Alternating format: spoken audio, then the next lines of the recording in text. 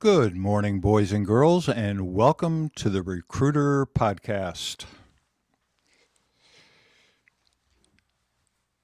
September 11, Tuesday morning, 2001. So I was in Huntsville, Alabama, doing a recruiting and training campaign for a Buick Mercedes-Benz dealership that I'd been to several times before. It ended up actually being the last time that I physically had went out and did a recruiting and training campaign. We had grown to a point where financially I didn't need to do that anymore. We had 20-some trainers at the time. And that, by coincidence, happened to be the last recruiting campaign that I physically went and did at a dealership. So every Tuesday morning for the last 21 years, we hold a national conference call with all the recruiter trainers. Over the last couple of years, over the last 18 months or so, we've gone to every 2 weeks. But back then, and for 16, 17 years, every single Tuesday morning at 8:30 Eastern, we would hold a training call. We're a recruiting and training company, so only makes sense.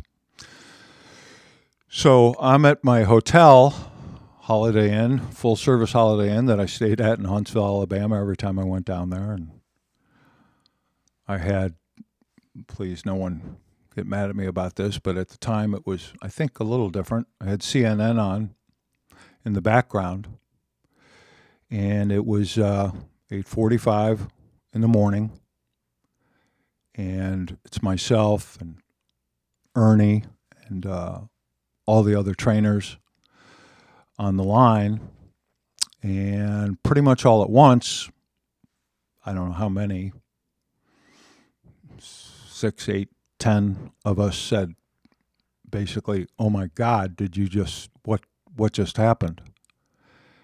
And we're all on the phone. They were all across the country. Being a Tuesday, it'd be the second day of interviews that they were holding at dealerships, literally throughout the United States. And as I'm sure those of you that are of age, and I want to talk about that in a minute. Those of you that were of age, that were adult then, or even teenagers and up, a lot of things went through our minds as that initially happened in that initial image. A little private plane screwed up, hit the building. Probably a few people are going to be injured. A floor would be taken out, and how much damage could a little prop airplane do to a building of that size? We found out pretty quickly that that wasn't the case. And over 3,000 men and women lost their lives that day.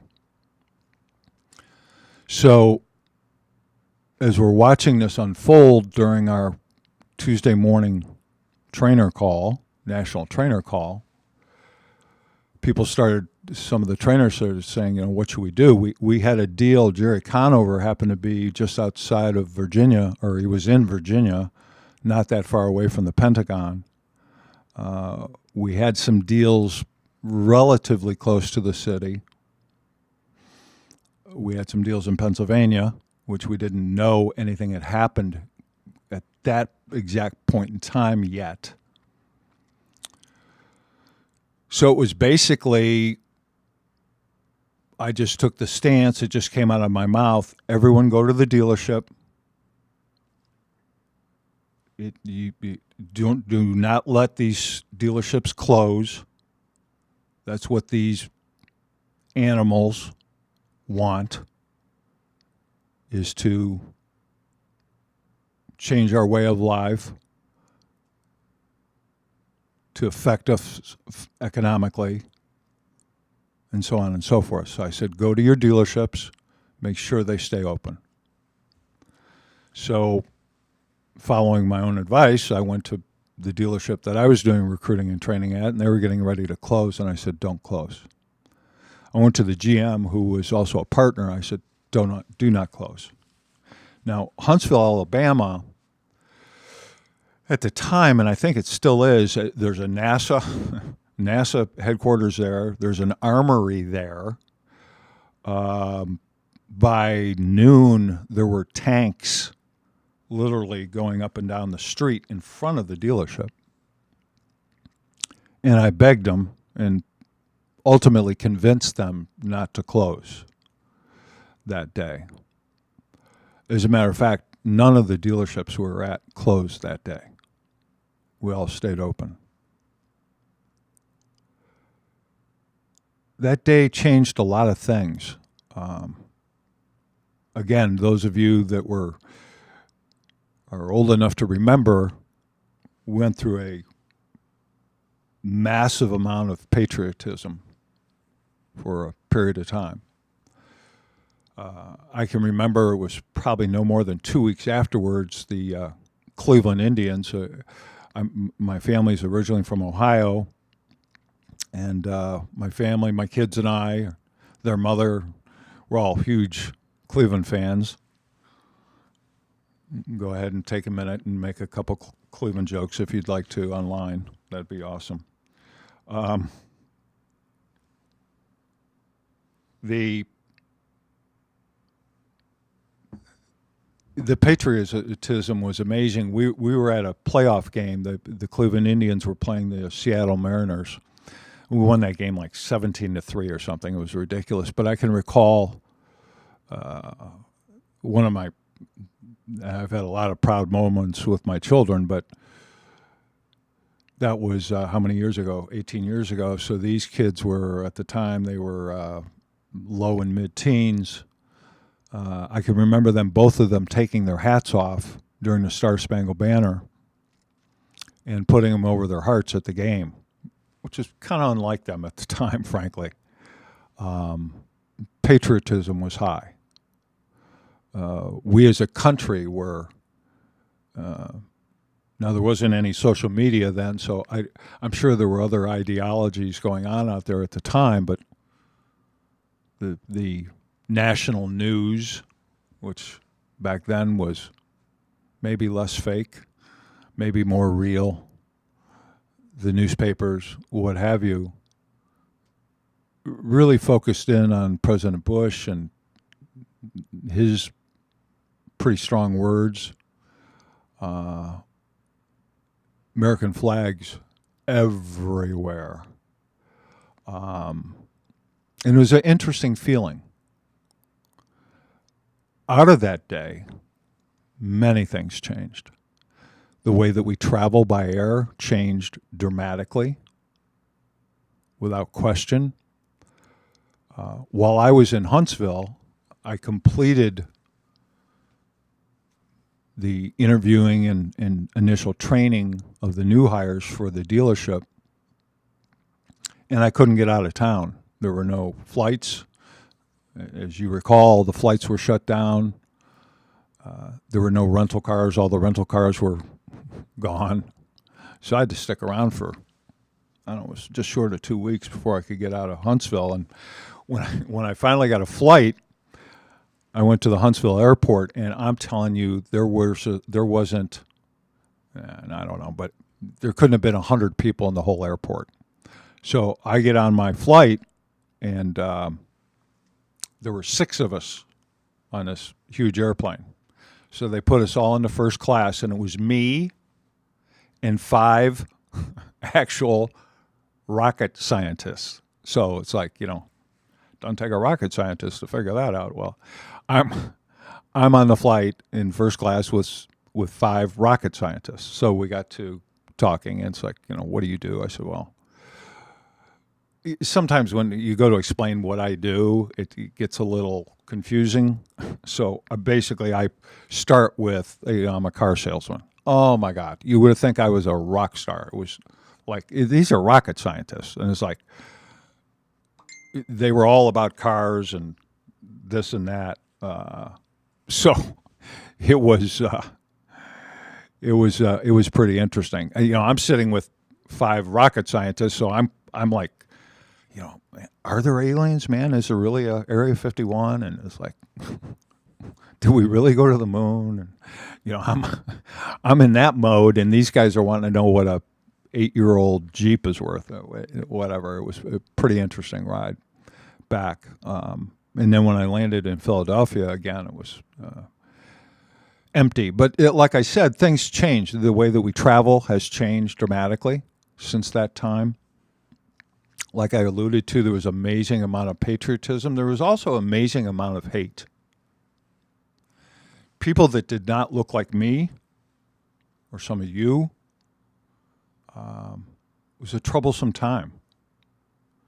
People were judged based on where their families were from. I mean, take the whole Middle East in every country, and you're a terrorist, or you got a second look, or you were ostracized. Your family was. And it's unfortunate that there was a lot of hate that came out of that.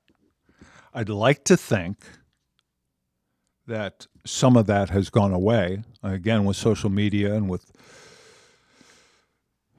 far left and far right whack job ideologies going back and forth. Unfortunately, some of that is intensified and grown larger, and which obviously is unfortunate. But it was quite a day, in weeks to follow. I had the opportunity to, a short time after that, go to the city way before the monuments were built and so forth, and there was a gigantic hole in the ground, basically. Excuse me, and I had lunch with my daughter and grandson and youngest son at a restaurant it was still dusty inside. It was amazing. It was very close to ground zero, and the stories that came out of that place and that day were pretty interesting. Where were you? What were you doing? What were your thoughts on the whole thing? What are your thoughts on it today? You can go to our page, AutoMax Recruiting, and enter those in there. I'd be interested in knowing. We say, the catchphrase is never forget. I think something that we have to remember, and I'm seeing a little bit about this today, that it doesn't have the same intensity that it had 5, 10, 15 years ago. You got to remember that there are kids entering college today that were just born then when this happened. They're just entering college. There's young people graduating college that were 3 or 4 years old when this happened. There's 30-year-olds with a family that were,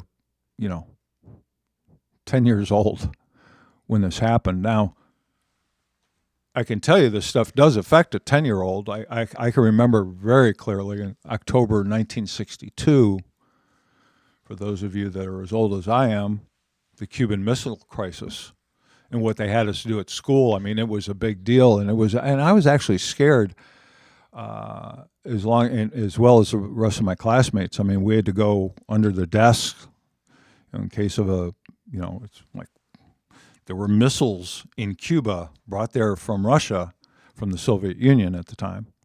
And it was like both sides had their finger on the trigger, ready to let it rip. And it was a pretty scary time. I can remember very vividly sitting around the kitchen table with my mom. My dad was in the car business, so it was typically my mom and I, because he was always at work, quote unquote. And it was October, which happens to be at the end of the month is my birthday in October. Oh, by the way, so you guys can think ahead. I collect baseball cards. I have about 200,000 of them. So if you want to get a head start on my birthday, it's October 28th. Baseball cards would be a really good gift. So just letting you guys know that up front, just so you can plan ahead. But I was afraid, I was, what was I, 10 to 11 years old at the time. It was like, is that going to cancel my birthday? Was just one of the goofy thoughts I had. But I was scared. It was on the nightly news every night that, Cuba's 90 miles away from Miami, and they got missiles pointed our way. It changed my feelings and my thoughts for a very long period of time about those people, quote, end quote, for those of you that are listening on audio platforms, which I'll get into in a minute. And how I felt about people from Russia, how I felt about people from Cuba, and their allies. It's weird the way that stuff makes you change your thoughts about people, when in fact we're all human beings. And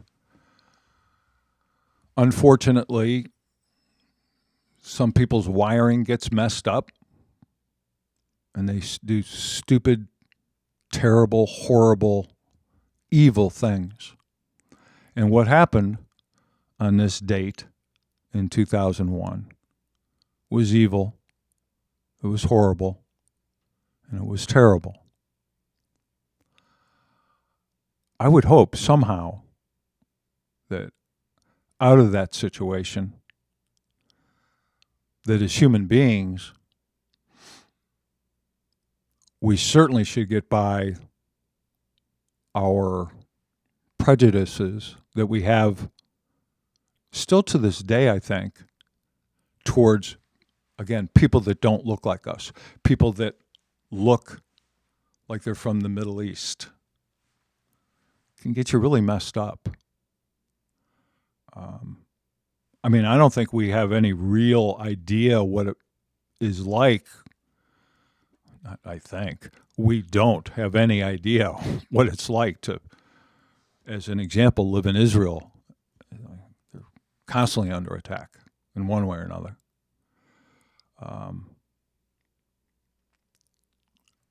So forth and so on. But I'd like to think that as human beings that we can get past that.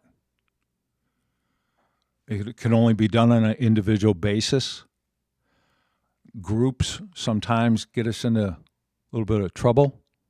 I think, again, because of ideologies get pushed way to their limits. But I think as you and me, if we can face today, this day, with love in our hearts for all people, forgiveness, I think that goes a long way towards healing that needs to take place. It's needed to take place over all this time. And I would hope that this audience, my audience, our audience, are people of intelligence and are able to do that kind of thing. So I wanted to, it was, I think, additionally interesting. Back then, every Wednesday, what we would do back then for the recruiter trainers that were out on the road, we would handle all our face-to-face interviews on Monday and Tuesday, and then Wednesday we would start the new hire initial training. And then the way that we did it back then, at about 4:30 Eastern, I think it was, everyone had a speakerphone set up in the middle of the table at the dealership they were at, literally all over the country. Then we'd have one central call-in number, and then I would literally speak to, sometimes, 300, 400, 500 people at a time across the country that we were training. And, talk about the car business and talk about the decision that they've made and some kind of, some Tony Robbins stuff, and stole a little bit from here, a little bit from there, and just kind of a motivational type of thing. Every Wednesday I'd do that. Well, this Wednesday I went off I went way off the wagon, man. It was like I lost it about the horror that it happened literally the day before. I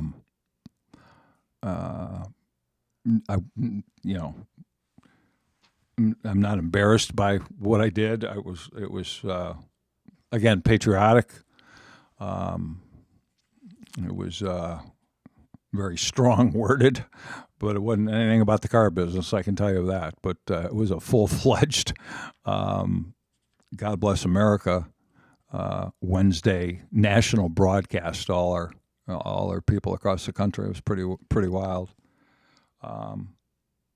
But to those people that lost their lives that day, to their families especially, that survived them, our condolences and our love goes out to each and every one of them. I can't even get my mind around it, really, what that must have felt like or feels like today. So, to that end, and I don't know how I'm going to segue out of this, but to that end, I am going to observe what is a cardinal sin in the radio or broadcasting business, and that's a moment of silence for the people that didn't make it through that day and their families.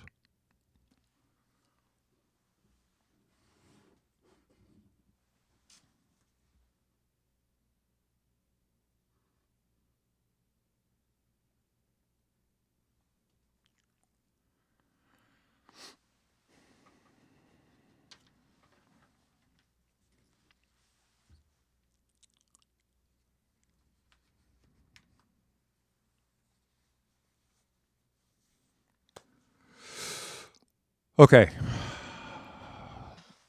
so we're back.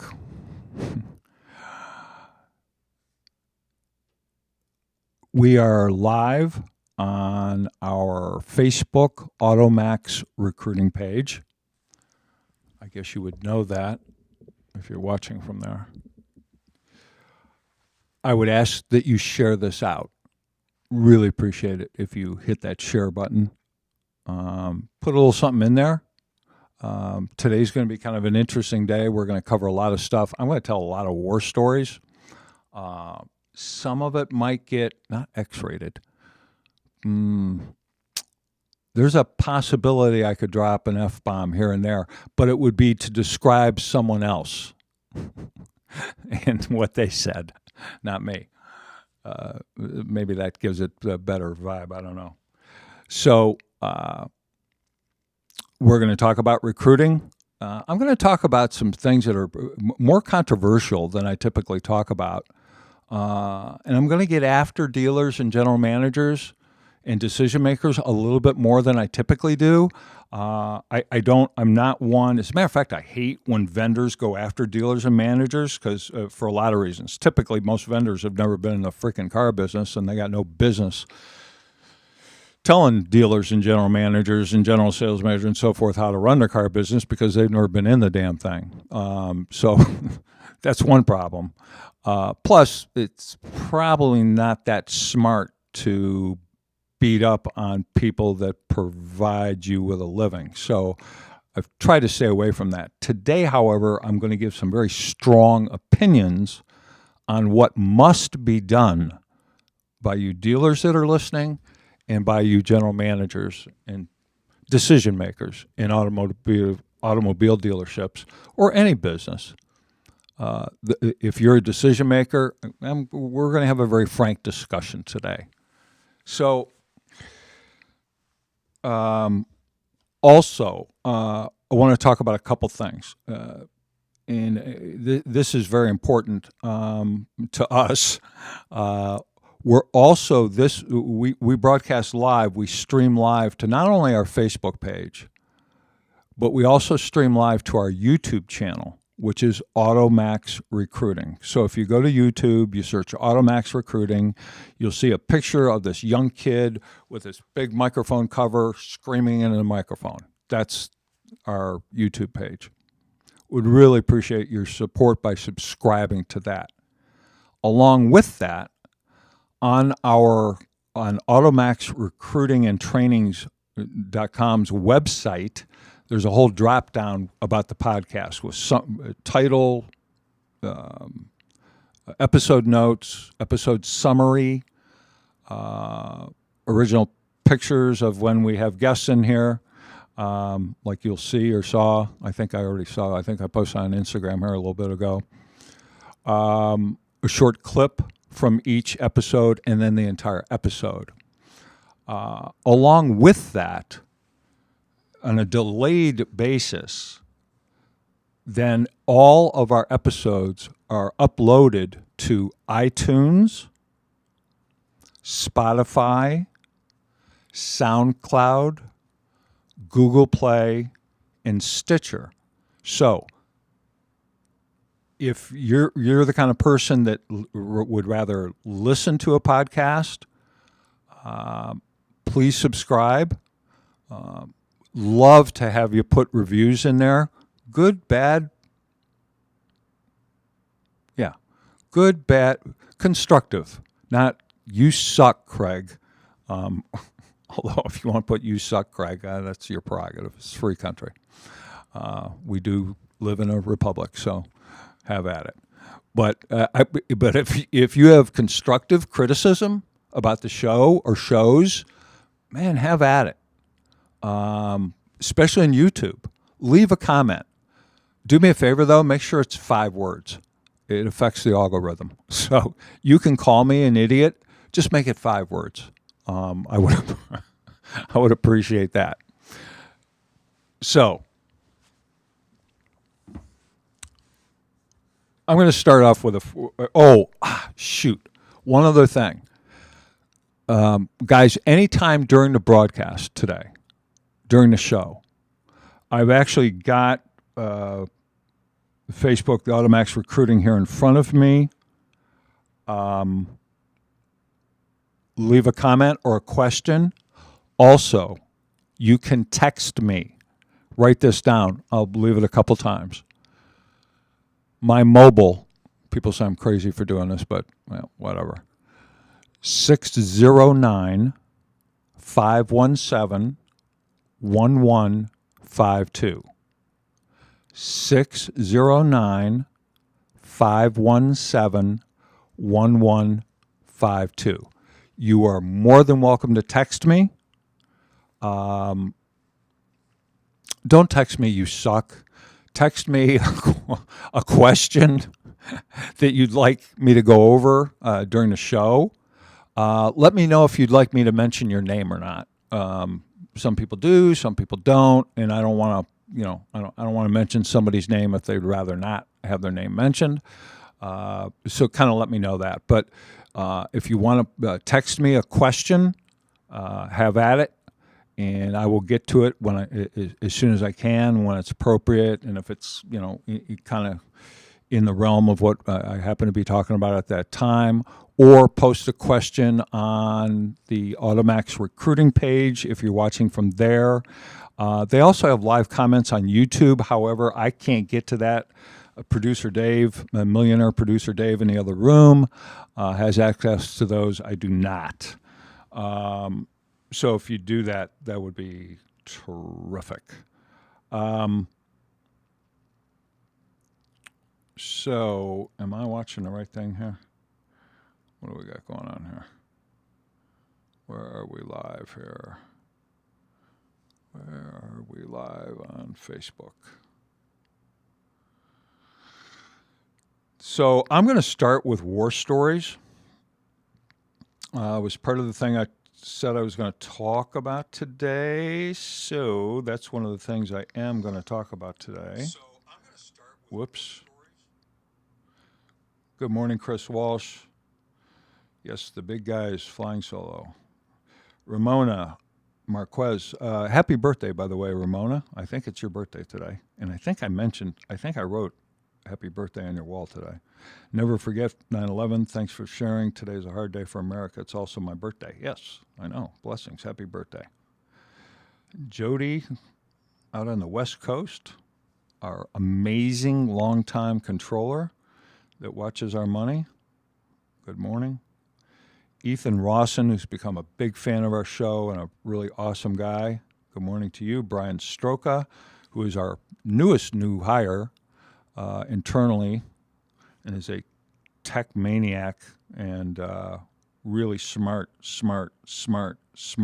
guy. And he also happens to be my nephew. So that's kind of cool. So good morning to you all. Again, if you have questions, put it in there. So let's talk about war stories. So let me take you back. Let me take you back to the good old days. So when I was in high school, I was a relatively decent athlete, high school athlete. And during my junior year, our football team went undefeated.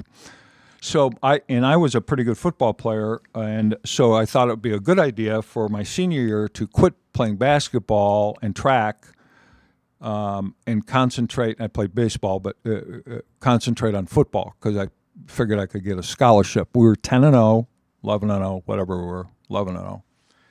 And a bunch of us did get offers, and we got sent to colleges, not around the country, but, within neighboring states and so forth. And that was kind of cool. It was kind of a big deal for ego for, how old were we at that time? 16, 17 years old, a junior in high school. And so my senior year, I thought it'd be a really awesome idea to buy a motorcycle. So I buy a motorcycle, and I thought it would even be an even better idea during the summer back then, and I'm sure it's probably still that way today. We had what was called 2-a-day practices, where you'd have a full-blown, full-padded practice in the morning, then a break for lunch. We actually did film study and this is 1969, 1970, and then get back out there and practice again in the afternoon. It was brutal, and it was hot, and it was brutal.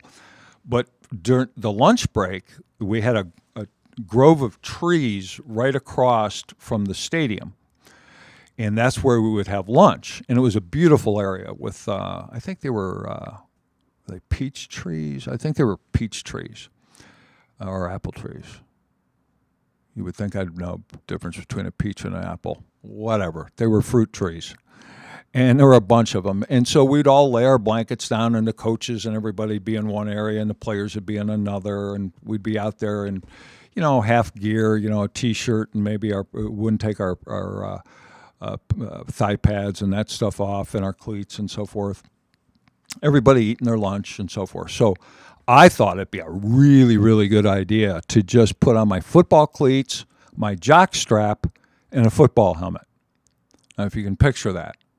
Now, try not picturing me 67 years old like I'm now. Try to picture me as a very healthy, well-conditioned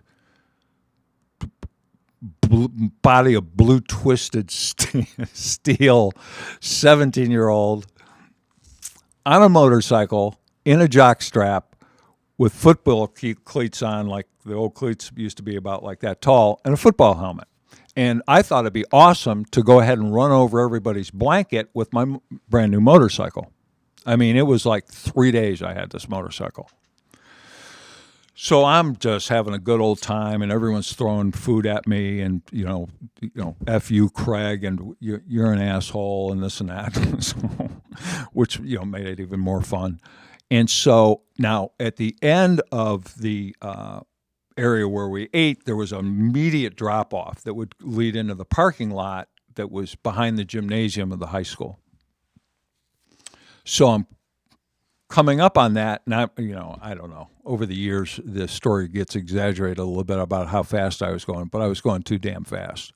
I was probably going 30 miles an hour through the grass and over blankets and stuff. It was pretty dangerous, and it's really stupid. But the visuals, if you can get it, was kind of cool. So I'm coming up on this drop off where I got to stop the bike, and bang, bang, bang, bang, bang. I'm not that used to the bike, so I'm like, handbrake, foot brake. What do I do? So I put my feet down.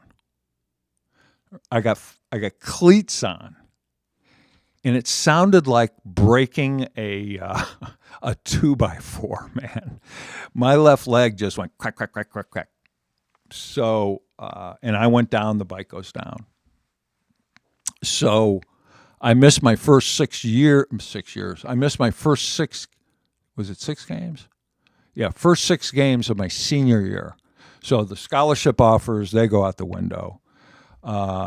Heavy duty treatment back then. The team doctor happened to be a podiatrist, which was weird, but it was the early stages of what do they call that? The stimulation with the electric stem thing, where they would take your muscle, rip it apart, and put it back together. And so when I got my cast off, I got my cast off on like a Monday, and I played that Friday night.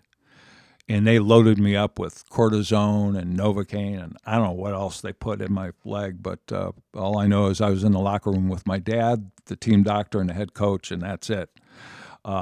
So whatever they were shooting into me was probably illegal.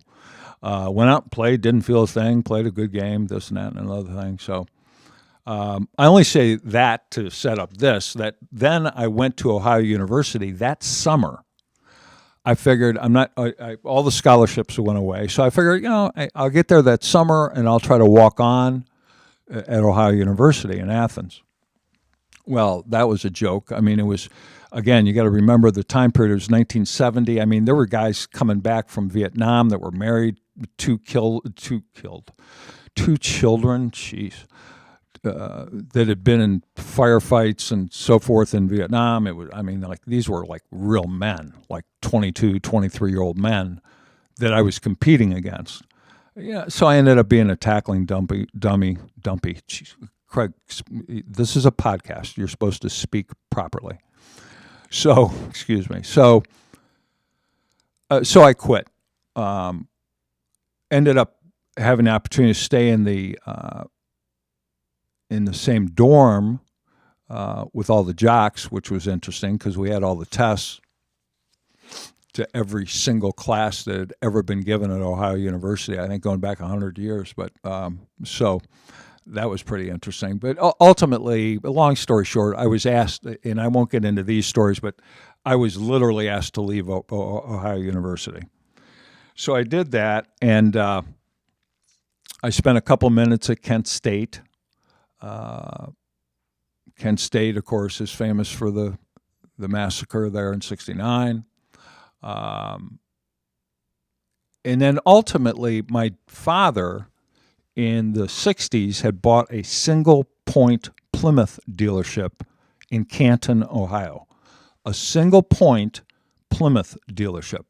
For those of you that are in the car business and don't know what a Plymouth is, it's not a rock in Massachusetts where Columbus landed, which is total malarkey anyway. But Plymouth was a brand under Chrysler. It was the entry level, Plymouth and Dodge, into the Chrysler brand. We had awesome cars like the Plymouth Valiant, the Scamp, the Satellite, the Duster, the Fury, and on and on and on. So he had bought this dealership, so he thought it would be a good idea to send me to the school up in Michigan called Northwood Institute. It was a private school. This is a real small dealership, so I don't want you guys getting the wrong idea. It's not like, I grew up on a farm, didn't have a lot of money. My parents ultimately ended up getting divorced, so it was like even less money. However, the guys I lived with 6 guys in a dorm, not a dorm, in an actual house that was located with all the professors and so forth, because their parents had a crap load of money. Like, I had $20 a week to live on. I was a radio disc jockey at college on WJRN. That's right, WJRN in Midland, Michigan. So we had a show went on from 10 o'clock at night till 2 o'clock in the morning. From 10 to 12, I had to play top 40 stuff. And from midnight till 2, it was the alternative hour where I could play anything. So during that time period where I had to play this top 40 stuff, you had to play, I think the rule was, 5 or 6 songs that were literally in the top 40 every hour. You had to play, maybe it was 4 or 5, but it was a must from the program director. It was like, you got to play whatever. And at the time, Gordon Lightfoot had a song out called You Can Read My Mind. And it got played endlessly. So at about, I think it was 10:45 or 11 o'clock at night, we had a request hour. People call in. Yeah, hi, welcome to the request line. And what would you like to hear? I'd like to hear Gordon Lightfoot, You Can Read My Mind. I'd say, please, anything other than that. I'll play anything other than that. I want to hear Gordon Lightfoot, You Can Read My... Okay.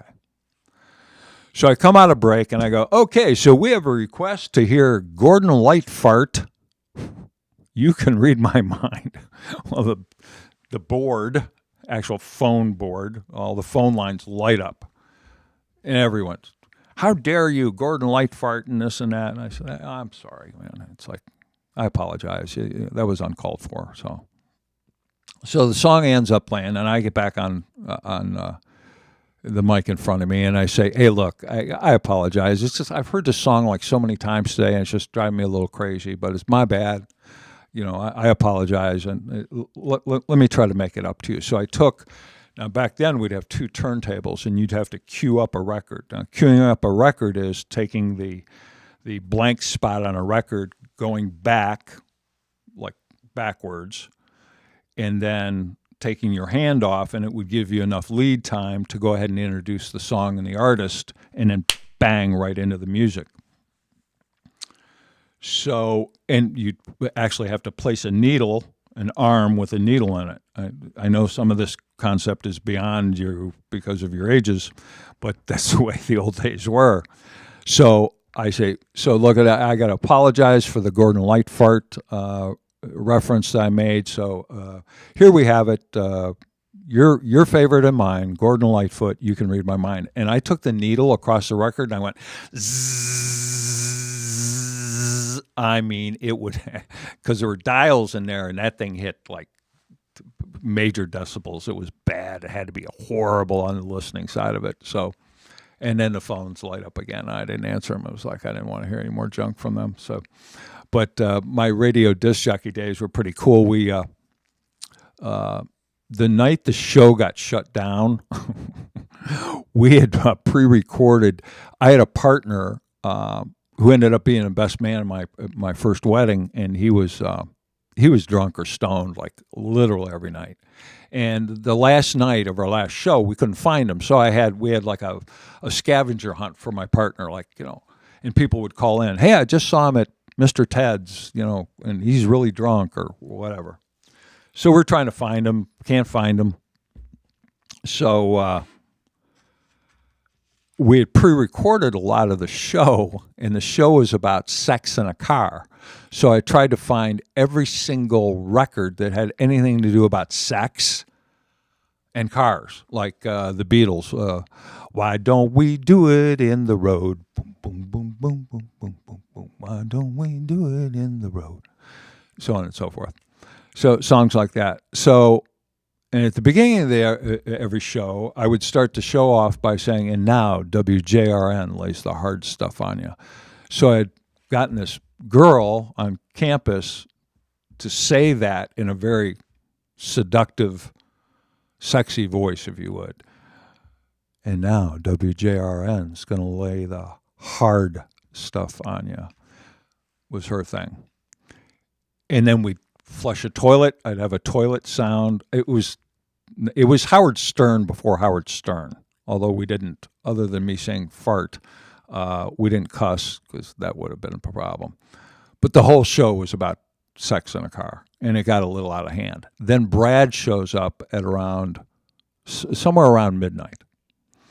To give you an idea of what the show was like, we had to sign off with the Star Spangled Banner. I did Hendrix's version from Woodstock.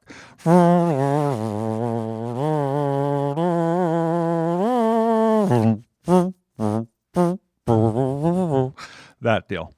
So, um,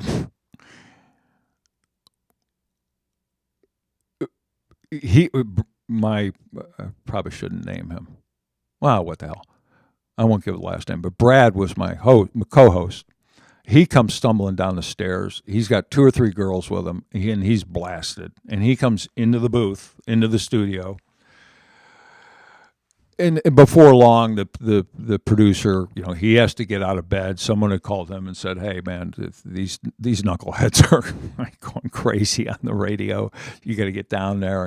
And they literally, it takes a lot to shut down a radio show. I mean, it's like, and the dials go down and like it's blank. It's done. So that was the end of my radio career. But however, I didn't graduate from Northwood. I only went for a year. I hated school. I didn't really like it. Even Northwood. And Northwood was pretty cool because my classes were like salesmanship and parts and service merchandising and so forth. So it was kind of cool from that standpoint. But I just didn't like school. Didn't like it. I could have been good at it. I'm not stupid. It's just I didn't like it. I didn't see any point in it. I kind of just didn't see it. So I went to work for my dad because, frankly, I had no other discernible skills, and what skills I did have were very, very limited. So he thought it'd be a pretty good idea to put me back in a wash bay. So that's what he did. Now, some of you have heard this story maybe, and some of these stories, I've been interviewed a lot over the years, and people ask about stuff like this. So, but if you have, just sit tight. There'll be more today. We're going to go over a few of them. So at any rate, it's my first day. So I want to make a good impression. I'm the dealer's kid, PhD, Papa had dealership. So I start work. I'm in the wash bay. And there was another guy back there, and this old guy had been there forever. And he was drunk. I don't know what time he started drinking, but he probably started drinking at 6 o'clock every morning because by this is probably 9:30 in the morning. He's literally passed out back in the wash bay. And back then we had these washing machines with the rollers that you would take the towels after they were quote unquote washed, and you'd put them through this roller to quote unquote dry them out. So I'm out of towels.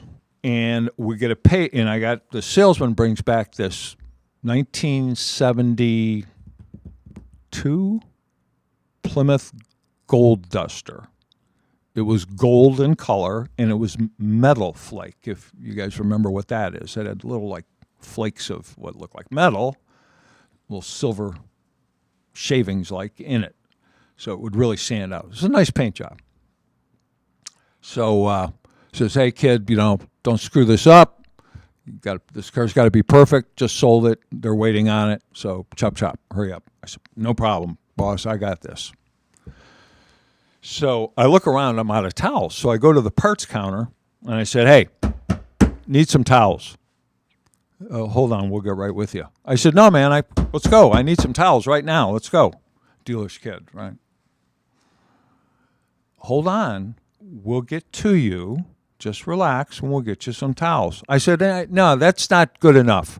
I need towels, and I need them right now. I got a new car delivery. It's my first one. I want to make this thing perfect. Let's go." I said, "Okay." So the parts guy brings me out 2 stacks of these big blue,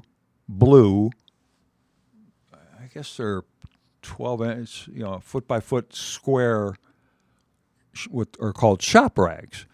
What mechanics, they used to be called mechanics, technicians put in their back pocket, get the grease and stuff off their hands. So he gives me 2 stacks of them. For those of you that are going to be listening to this, not watching, my hands are about a foot apart. 2 stacks of them. He puts them up on the counter. I grab them. "Thanks a lot." I go back to the wash bay, and I'm like a human buffing machine. I mean, I've got these shop rags in both my hands, and I'm like, I literally like a wax on, wax off, like human buffing machine, man. I'm like all over this car. This is going to be the most spectacular new car detail for delivery of all time. I pull the car out. I take it up front. Hand the keys to the salesperson. There you go, boss. Happy motoring. Have your customer go bust some bugs. I start walking to the back. All of a sudden, I hear, not on the loudspeaker, I hear screaming up front my name. See, what happened is this dealership was located about 1.5 miles away from the Timken roller bearing plant. And these shop rags were provided to us from the Timken roller bearing plant. So what these shop rags were filled with were shavings from roller bearings. So as a human buffing machine with these shop rags, I had literally completely taken an entire paint job off a brand new car. It's a wee bit of an exaggeration, but I can tell you that most of the metal flake was gone. I basically totaled a brand new car by hand washing it. So, funny now, not funny then. Got fired immediately. My dad fired me immediately. Then I called my mom. Hey, Mom, here's what happened. Blah blah blah. So my mom, they were divorced at the time. Hey, look at Eddie. That's my dad's name. Look at, he's a knucklehead. We know he's a knucklehead. Give him another chance. So I don't know. A week later or something, he hires me back. So he puts me he sends me down to the body shop. It was like 2 blocks down the street. Big concrete building with a tin roof. Just all these guys are drunk in there all day long. Old time body guys and paint guys. I mean, like whacked. So I go down there and go to the body shop manager. I said, I was told to come down here. And the guy goes, yeah, I know. He was real happy to see me. And he said, okay, come on, follow me upstairs. So we go upstairs, and that's where all the quarter panels, fenders, hoods, trunks, all the big sheet metal was. And it was all in slots at one end of the upstairs of the body shop. He said, what I was told to have you do is make new slots corresponding alphabetically by the panels, with the name of the panel, and take them to the other end of the shop upstairs. I said, okay. So I'm telling you, man, no exaggeration. It was a 90-degree day. It had to be 120 up there. It was brutal. So I'm 6-7 hours in, and it wasn't that, I had gloves, went through like 2 pair of gloves. This stuff was like carrying like moving razor blades around. So I'm basically done for the day and about 3/4 away done with the project. I go downstairs. I said, look, you want to come up and check? And he said, no, what'd you get done? I said, I got maybe 75% of it done. I can finish it up in the morning. He said, okay, well, he said, once you do that, then I'll have something else for you. I said, what's that? He said, then you move it back. Just move it back to where you took it from. It was like, that was the kind of employee I was. It was like, he wouldn't allow me, my dad, that is, any trust to do anything else. So I did that for a couple of weeks. Then he had the really good idea. I mean, what could go wrong here? He made me the parts runner, right? So what could go wrong? I'm a parts runner. So they'd load up the truck and we'd wholesale parts to other dealerships in the area that were working on Plymouths or what have you. And I'd basically drop it off. They'd sign for it, and I'd go to the next dealership. No big deal. Pretty easy. And I got to drive around all day, so it wasn't horrible. It's a hot summer day, August. We were on Market Avenue, just shy of 12th Street. So we're 12 streets down from the center of Canton, Ohio, which at the time was a kind of a bustling, kind of a nice little city. I mean, stores, restaurants, like gorgeous movie theater. Like it was like a real deal, like an actual little small, very cool city.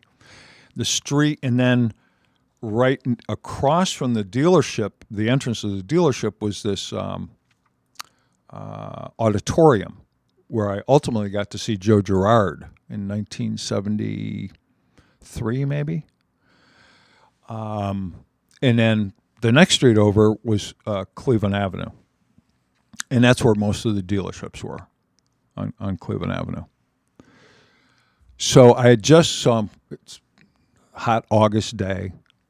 I'm driving around with a pickup truck full of parts. I just got done delivering some at a Pontiac dealership, Edwards Pontiac. And it was right next to a Dairy Queen on Cleveland Avenue. So I'm just driving, pulling out, I look, I do a double take, and there's this beautiful girl. Beautiful girl. Long blonde hair. Back then, they were probably called Daisy Dukes. So I go, boy, ice cream cone sure sounds good. So I pull in, strike up a conversation with this girl. Now, at the time, I was living with one of the techs. We were renting a condo out in Louisville, Ohio, which is about, 20 minutes from Canton. And so I struck up this conversation with this girl, and then I'll fast forward to the next morning because my day ended, my work day ended at the Dairy Queen, if you're following my drift. And then I hear a knock on this girl's door at her where she lived.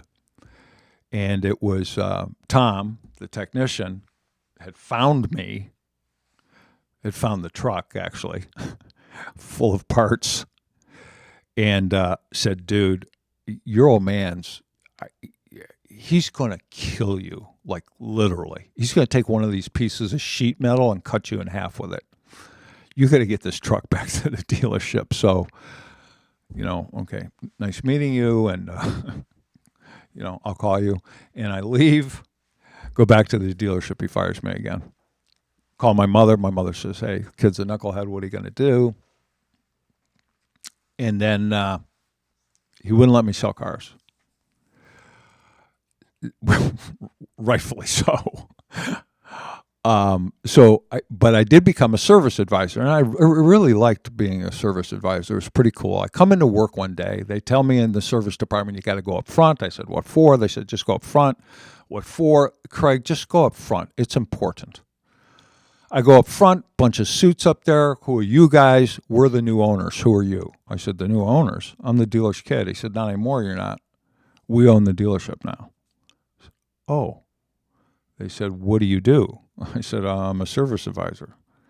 Back then, we called them writers. They said, what do you want to do? I said, well, I want to sell cars. So they said, you got a suit? I said, yeah, I got a suit. No suit. I show up the next day. I mean, I really look like a circus freak. My hair was down to my shoulders, platform shoes. I don't know if anybody knows what those were, but they were like really high heels. I mean, I really looked like a circus clown. Red, I can remember, my sport coat was red, white, and blue, and I had white pants on, white bell bottoms. Awesome. Great dresser. So my desk was a guy by the name of Old Jimmy Cole. He had died at the dealership, died at his desk. He was a drunk. And I opened up the bottom desk drawer, and he had a pint of, what's that called? Four Roses or something like that. Chris Walsh, you might know what that is. You probably still drink that stuff. But so that was my desk. And back in those days, what was processed then is illegal today. almost across the board. So we had these phones on our desks. So when you were with a customer, and typically back then there was a lot of couples, whoever. A lot of times there were two people there. Very rarely was there one person there. So what you would do when you were sitting with a customer, hey, I'm going to go check with my manager, see if I can get these numbers approved or whatever you were leaving your customer for. Stay here. I'll be right back. And then you'd push a button, unbeknownst to them. And unbeknownst to them, that then turned that phone into a speaker that was wired into the general manager's office. So we could go in there and hear every single thing that the customers were saying. It was illegal wiretapping while it was still legal, sort of. So that's how I learned how to sell cars. Now, it seems pretty horrible and nasty because it is a pretty big invasion of privacy. However, I really got to understand the psychology of customers when they'd sit there and go, look at, John would tell Mary, look at, they're going to come back $1,000. That's the very least we're going to take for the car, for our trade-in. It's like it's got to be $1,000. Maybe 1,100, 1,200, or maybe 900, but 800 is it the absolute bottom. There's no way I'm going less than 800, but 1,000's the number. And so we're listening to this. So we pencil the deal, and I'd go back and offer them $750 for the car, knowing that they'll end up taking 8, and then we'd negotiate it from there. It was just like, and then briefly after that, it was, 2-3 months.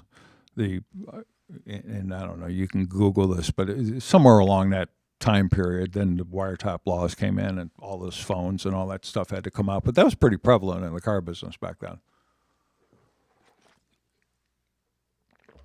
So we'll get out of this war story here in just a minute. We'll get on to some recruiting stuff that I want to talk about here. Where are we at time-wise? Oh, my goodness.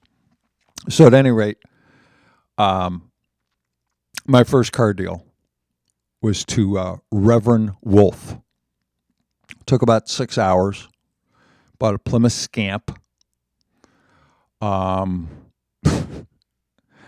We got our mini deal, our mini commission back then was $10. I got $10. And I spent, it was 6 or 7 hours with this guy. Nice guy, Reverend Wolf. But he just chewed me up, spit me out. My first customer. Oh, I got to tell you about a customer I had. This is kind of an interesting story. So I get this woman come in one day.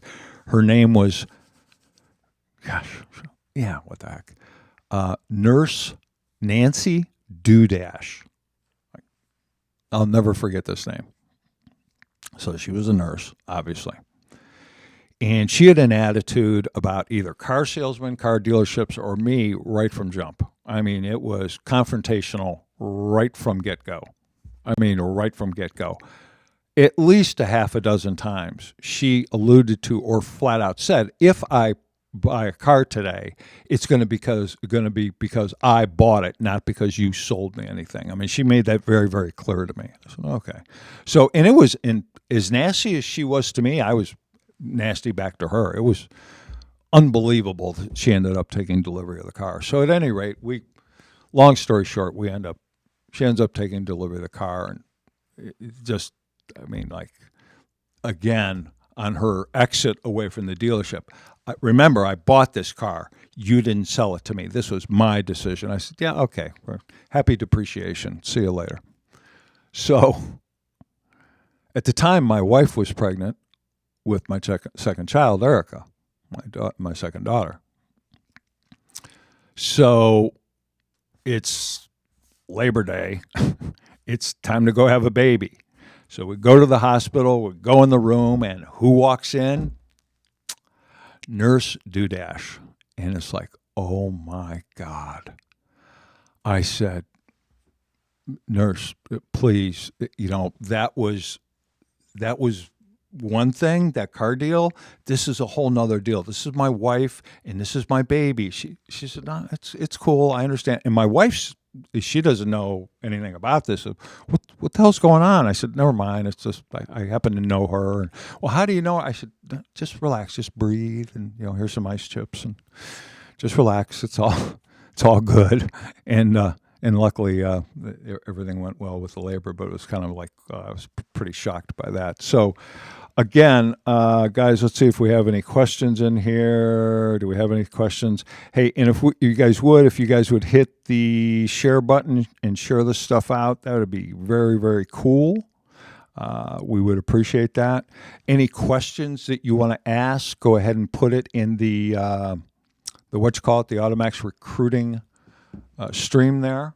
You're welcome to do that. Or you can text your questions to 609-517-1152.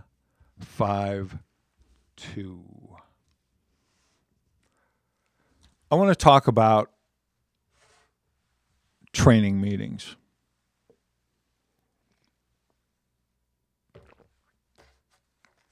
I don't know what you do at your store. I have a certain idea. You might have one meeting a month or a week, typically on a Saturday morning. A lot of times it's a rah-rah meeting, pump-up meeting, and let's go out there and blow up some balloons. Make sure the gorilla's out there on top of the roof and the wavy arm guy is waving his arms. And I'm exaggerating, but actually that happens at a lot of places. But it's kind of a pump-up meeting or a you guys suck meeting. It's somewhere in between there. I did that.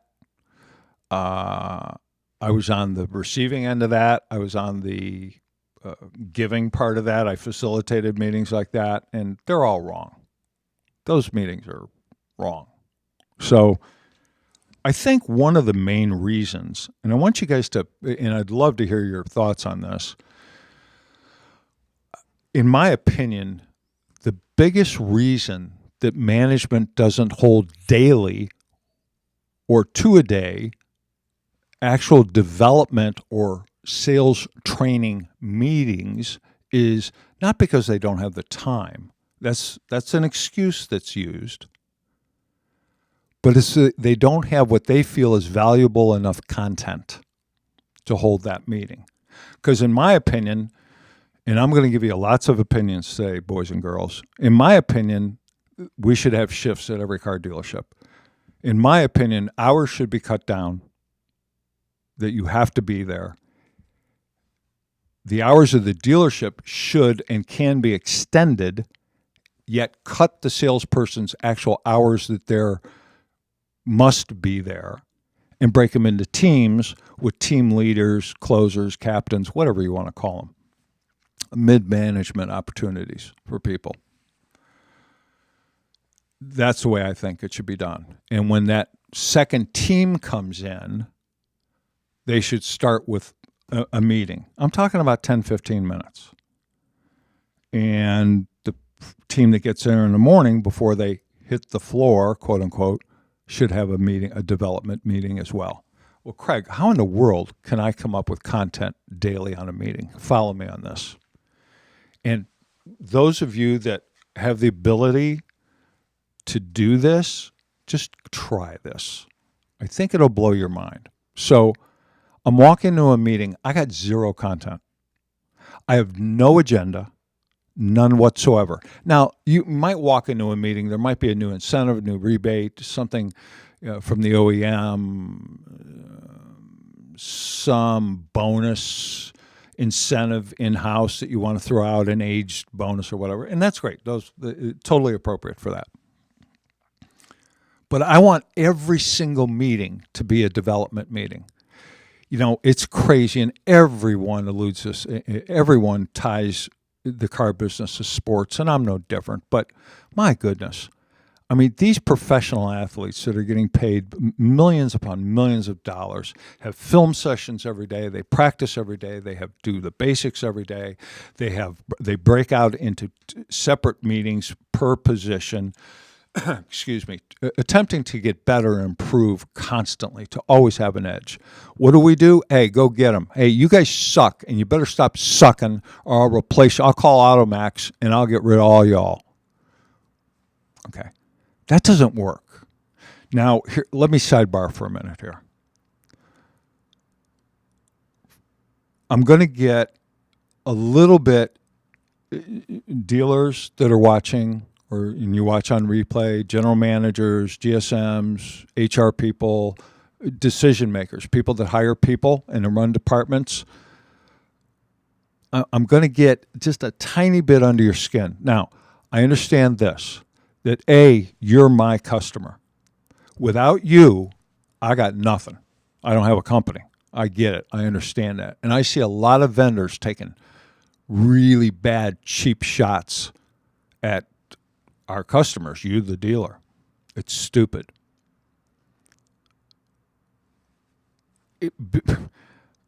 Being an owner, being a manager, things that I've done is a really hard position to be in. You know, because to your one employee, he or she has all their complaints and all their backstory going on, and they want to lay all that on you. Whereas you have 30, 40, 50, 100, 150 people of which to take care of. And out of every group, there's a handful that are just knuckleheads. And that's just the way it is. So being a manager, and I'll just take it from a management standpoint, being an executive manager at a car dealership is freaking hard. It is really, really, really hard. And those of you that don't get that, if that's what you aspire to be, you will find that out day one. That's a fact. But in saying that, I need for you guys to really hear what I have to say today, so you really get it. And I'm not beating you up. I need you to finally hear about human capital, about recruiting, about retention. I need you guys to hear that. So back to the sales meeting. So, excuse me. Oh, and guys, sidebar. You're going to see me smoking these blue disposable vapes. These are legit. They're not black market. I started back on Chantix. I am going to quit smoking, so you guys can all hold that accountable to me. There's an international podcast, so you guys can call me on this, but I am going to quit smoking yet again. I've quit a million times. But I've been working out quite a bit. So getting back in shape from all my issues over the last 8 or 9 months. So you're walking into a meeting with no agenda. So I got 5, 10, 15, 20, whatever number of salespeople sitting there, most of which don't want to be there. These meetings suck. I can only be called a jerk off so many times. It's like, whatever. It's just waste of time to some of these guys. So I'm going to start this meeting. Let me just give you an example. Good morning, everyone. Good to see you. We're going to have a big day today. Hey, listen, I want to start off by talking about something that might have happened yesterday or the day before. Who's the name on here? Jody is the last person that marked that she's watching. So, excuse me. So, Jody, yesterday you had a customer. I think it was a gentleman and his wife was not here, I think was the situation. And we ended up not closing the deal. He wouldn't do anything without her being present. Oh, no, Craig, actually it was the other way around. It was actually she was here and her husband was not. Oh, okay. Excuse me, my bad. All right, so And Jody, let me ask you something. How many times does this happen, this particular situation? Well, it happens quite often. Happens a lot. Right. And I'm guessing that you do not close the majority or even a minority of those deals. Am I correct in assuming that? Yeah, I got a real problem with that. Okay, is show of hands. Anybody else in the room have a problem with a missing party situation? Hands go up. All right, so let me ask you something. Pete, just whatever, don't matter. Pete, you got a wife, a mom, a sister, a girlfriend missing a boyfriend, a woman missing her girlfriend or wife or whatever the case might be. You have a missing party. How would you handle that? Well, I would on the demo drive. Perhaps I'd attempt to go get the missing party, grab them, get them involved in the situation. So now I got everybody present, and I got a better chance of selling a car. Great, well, that's a good idea. Jody, is that something that could be helpful to you? Yeah, that could be helpful. Great. And then Nancy, let me ask you the same question. Do you have situations like this? Yeah, I do. Great. And how would you handle it? Well, I'd handle it. I picked up a close over my time that when during the demo drive, when I come back from the demo drive and ask them, is this the one you want to own? And she says, look, Nancy, I told you I can't do anything unless my husband's here. What I say back to her is, well, I can respect that, but what are you going to do if he says no? You're not allowed to buy it. And her head goes, well, if he knows what's good for him, he won't say that.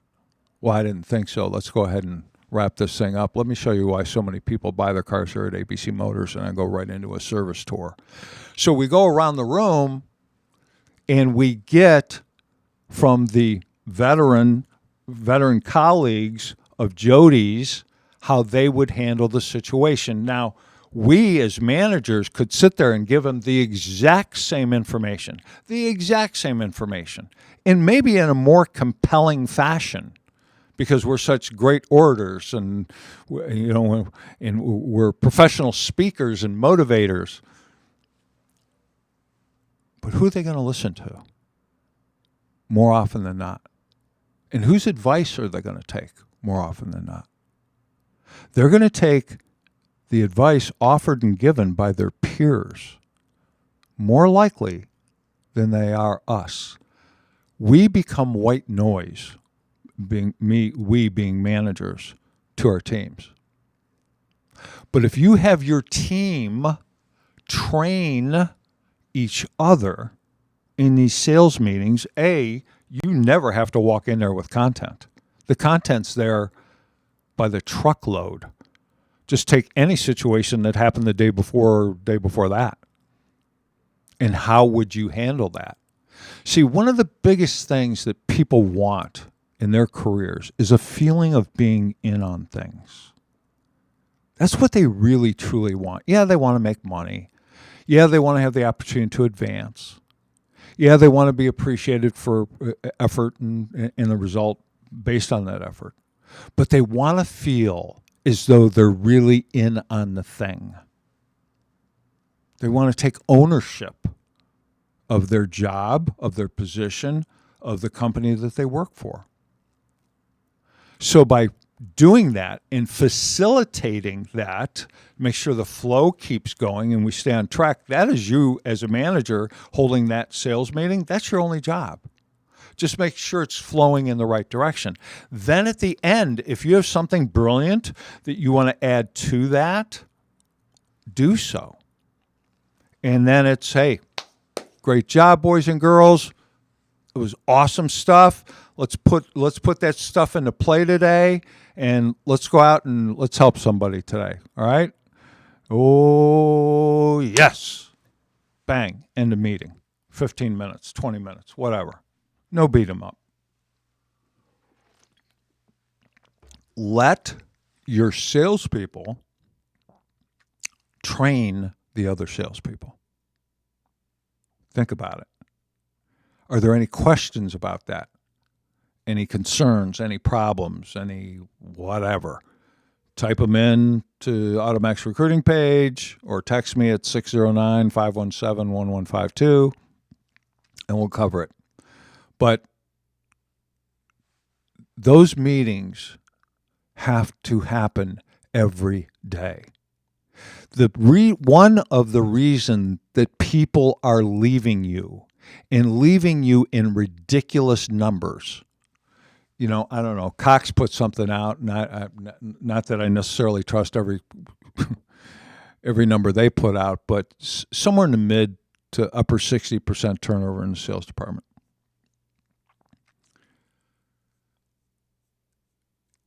And a figure of $10,000 per person that you turn over. That's what it costs a dealership. So if you want to do that math real quick, go count your people this morning. How many people do you have in the variable portion of your dealership, variable ops, managers and salespeople?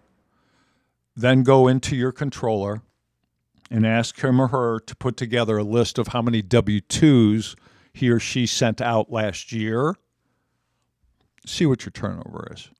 And then take that difference of if you have a 20-person sales force and the 40 W-2s that sent out and the 19 people that you got there, and the 21 difference times 10,000 is $210,000.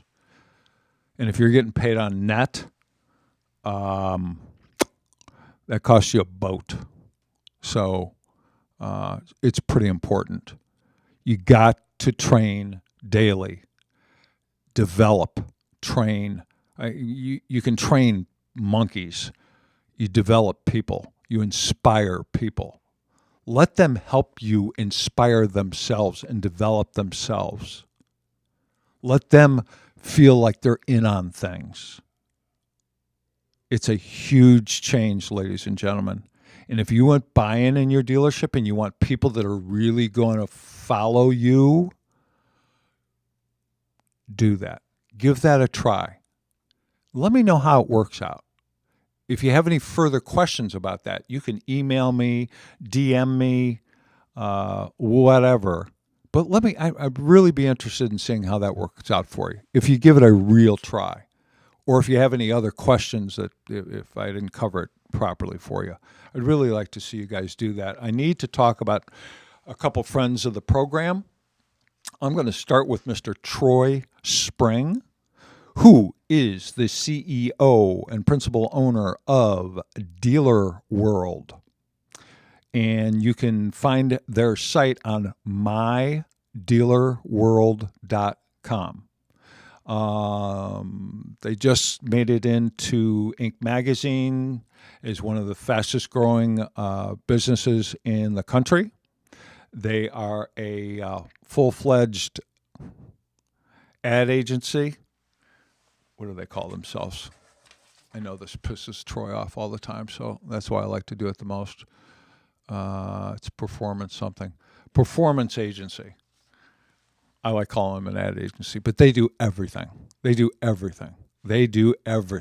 forming some major alliances. These are people that you want to do business with. They're very, very, very smart. They've created an amazing culture, and they get the job done. So reach out to Hunter Swift. You can reach Hunter, on any social media platform. Troy, or hit the contact us page at mydealerworld.com.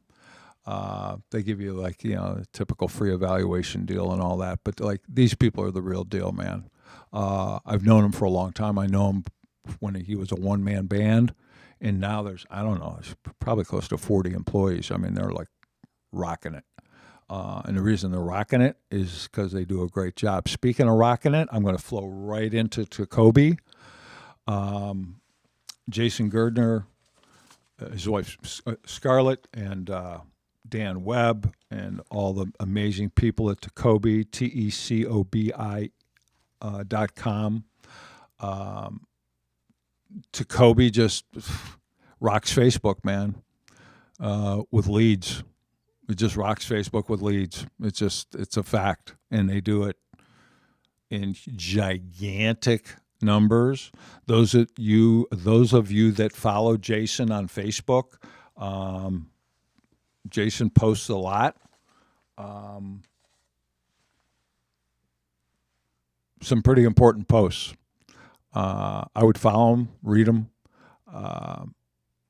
If you do what Tacoby tells you to do, you will sell more cars. It's not really more complicated than that.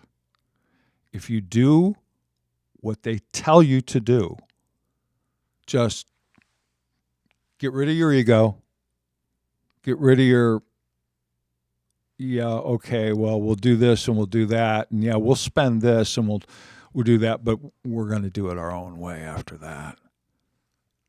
That's a recipe for failure. Just do exactly what they tell you to do, and you'll sell more cars and make more money. So that's a couple friends of the program.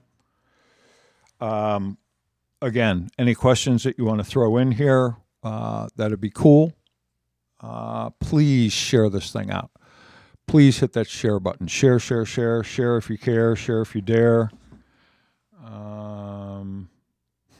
Just got a message from a guy checking on general manager opportunities. You know, it's oddly enough, it's one of my notes, and I'm going to jump right into that just because I just got this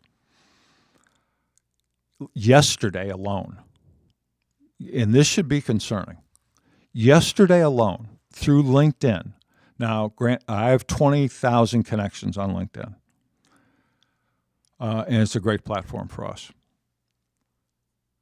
Yesterday alone on LinkedIn, I had 7 DMs from current general managers. I think all 7 were. One might have been a GSM. But at any rate, they were all executive management people looking to make a move. Now, typically what happens is December, January, I get a lot of those. To have that happen September is a little weird. And I'm not quite sure why, so I'm only guessing here. There can only be a couple reasons. The person that's writing me sucks and is not getting the job done, and has either been fired or being threatened to fire, or can see the writing on the wall and know that he or she is a short-timer at the store. And they're trying to get ahead of that and see if we can help place them. Or,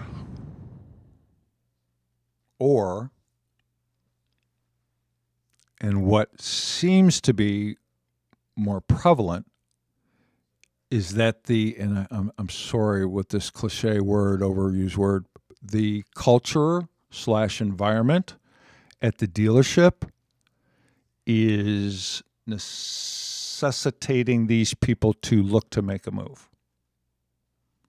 It's not a healthy environment. It's not conducive to work-life balance. It's not conducive to development. It's kind of a shit rolls downhill type of culture where the dealer's giving the GM a ton of crap and the GM gives everyone else a ton of crap. And pretty soon you got a totally dysfunctional operation, and the person that's going to get, the dealer's not going to fire him or herself. So the general manager ends up, falling on their sword. But I think it's pretty interesting, and I just got another one. I mean, literally just now, looking for a general manager role, and he has not been at his current general manager role more than maybe a year and a half or so, because he reached out to me the last time as well. Owners, GMs, hold on to your people. We've gone over this a million times, and this has been a byline of ours for a long time. Did you hire them dead, or did you kill them after you got them? I want you to really take a minute and really think about that phrase, what it really means. If the people that you hired were not dead, in other words, they were worthy to be hired. If they were worthy to be hired, one of two things are going to happen. You may have made a mistake. It happens. We're not perfect. You might have held the perfect interview, a scripted interview, word for word. You took all the scripted interviews that you gave, face-to-face interviews, and out of that you picked 3, and then from those 3 you did a deeper dive and went into their background checks, and you got videos from them and this and that, and then you had a face-to-face interview and everything, and then you picked the final choice. You can make a mistake. Okay, it happens. However, what happens more often than that is this. You've not made a mistake. You haven't hired somebody that's dead. You've hired the real deal. But after that, then we've killed them. After that, that's when everything was roses to begin with, and then it just fell apart. It fell apart because that person doesn't feel like they're in on things. Even in the general manager role, I've been in that position where, I was the GM, but I didn't really feel like I was in on things, on the big decisions. The decisions that would positively affect not only my life and my family's life, but the dealership's life and all the people that I felt responsible for as a general manager of that store. When you're a general manager of a store that has 120 employees, you're talking about being responsible for, 350, 400 people when you include families? That's a big responsibility. And if you don't feel as though you're in on things and have the ability to be able to make a positive change, that's a bad situation to be in. And whose fault is that? Well, the fault's got to lay in the dealer's lap a lot of times. If you've made the right hire, and he or she leaves you, they're leaving you. They're leaving your culture. So at some point, you got to say enough's enough. Yeah, I'm successful. Yeah, I'm third generation. Yeah, my boat's pretty big. But man, I got to put a stop to this turnover, man. I can't lose any more people. There's no reason, no matter how big AutoMax Recruiting is, there's no reason. No. I shouldn't in one day receive 7 inquiries from general managers asking to leave the place they're at to go to another dealership. There's no reason for that. Well, there is a reason for that. There's no excuse for that. We have to stop that madness, ladies and gentlemen. As an owner or as a general manager, we have got to stop it. We have to stop the turnover. You got to hire the right person up front. You got to onboard them properly. You have to develop them on an ongoing basis and love on them. Do not let them leave your employ. If they were good enough to hire and you didn't make a mistake, why in the world would you let them leave? Don't let them leave. Do whatever makes sense to make them stay. I hear complaint after complaint after complaint after complaint after complaint about technicians. I can't keep a good tech. I can't find techs. I can't keep a good tech. In the overwhelming amount of cases, it's your fault. It's your fault. You got A-level and master techs doing garbage warranty diagnostic jobs for no money. You got an A level or a master tech. You're paying, I don't know, whatever, $30, $40 an hour to brush it. Here's your work order. Here's the keys. The car's out on the side lot. Here, take a broom with you. You're going to have to get the snow off of it. It's been here since last night. And bring it inside. Come on, man. There's 5/10 just getting the damn car from the parking lot into his bay. Come on, man. At $30 an hour, hire a kid for 10. Go get the car. I want a car. If a tech's got 2 bays, I want cars in those 2 bays all day long. Right? And he goes from car to car to car to car. His only move is, and maybe this $10 an hour kid that's getting the snow off the cars, maybe he's going to the parts counter for the part that the guy needs too. If I got a technician out there, that tech is turning wrenches. I say turning wrenches, but you know what I mean. He or she is working on a vehicle. Craig, I've heard you talk about 4-day work weeks with technicians. Are you out of your mind? No, I'm not out of my mind. I'm talking about real world here. You having trouble getting techs? Here, let me solve it for you. Put them on 410s. These men and women are all about that long 3-day weekend every week. What about the rest of my shop? Do the same thing. Extend your hours of operation, hire more techs. But Craig, I can't find techs. How you trying? How you doing it? Are you placing an ad on Indeed? Pooey! Good luck with that. Good luck with that. It'll be a flat out by luck that you get a tech answering a help wanted ad. For 2 reasons. One, your ad's most likely titled wrong, lousy description, bad keywords and tag words. Number 1. Number 2, you got to go get these people. You got to go get them. It's called reverse resume searching. ZipRecruiter has it. Indeed has it. Most legit job boards have it. You got to pay for it. And you got to use the proper keywords to go check, and it's called the Boolean principle, where you would use a bridge word. Let me give you an example real quick. If you just put in, and you're going to search for automotive technicians, and you just put in automotive technicians, you would think, well, that's what I'm going to find, right? No, what it does, it breaks it up into 2 different categories.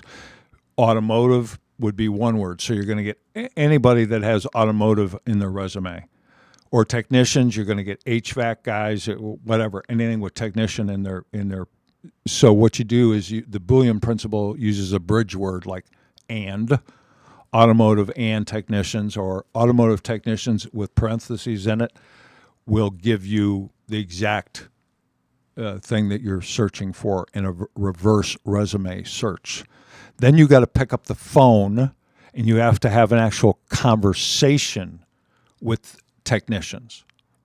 They don't do things the way that other people do things, and that's just the way that it is. And unfortunately, you're going to have to steal this person away from another dealership. So how am I going to steal this person? Does that mean I got to pay him more money? Yeah, you got to pay him a little more money. But I'm going to tell you this much. There ain't no A-level, probably B-level, certainly no master tech that is moving his or her toolbox 2 miles, 5 miles across town for an extra $5 an hour. Forget about it. You're wasting your time. You're just aggravating yourself. What do you mean? Our dealership's 3rd generation and another $5 an hour? That's 40 hours. That's $200 a week. That's $10,000 a year. Are you kidding me? No, I'm not kidding you. They're not moving their toolbox for $5 an hour. They will move their toolbox for a 4-day work week, 4 tens. When I say 4 tens, I mean 4 10-hour days. And they will turn 50 or 60 hours in those 4 days just as well as they would in 5. You can bet me. It's happening all over the country. You're going to have to relocate a master tech or an A-level tech from another state. You're somewhere in Idaho and you need an A-level tech. Well, guess what? There's not one down the street that you can steal. So you're going to have to relocate them from out of state. Are you kidding me, Craig? For a tech? Yeah, for a tech. What are you losing by not having that tech in your store? It's astronomical, and it's going to get worse as our market contracts, and ultimately it will to a certain degree. You, boys and girls, you better be spot on in your fixed operations. You better be spot on in your used car operations, and you better be spot on in your F&I office. If you're not, you're screwed. So in terms of fixed ops, you better be on this stuff right freaking now. And if it takes a couple $1,000 reloading, and you're in Idaho, and relocating someone from wherever, L.A., to come out there, you better be prepared to sell him or her and his or her family on moving to Idaho and what's so awesome about you. And it's not an extra $5 an hour, folks. It just ain't. You got to go outside the box, relocate them, pay for it. How about this? How about holding back an hour of their pay a week? You got a $30 hour tech and you hold back an hour, $30, and then you double match it. What's that mean, Craig? That means for every hour you hold back from the tech, you triple it. So if he's making $30 an hour each week, he or she is accumulating $90. That at the end of, in mid-December before Christmas, and if they've been there a whole year, you're talking about, let's just say 50 paychecks. 50 times 900 is what, $4,500? Is that right? No, it's more than that.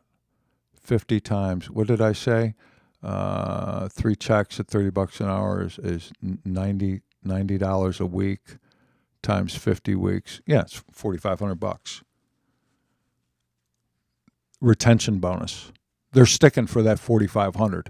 Now, if in fact they did leave, they would leave with their portion, their $90,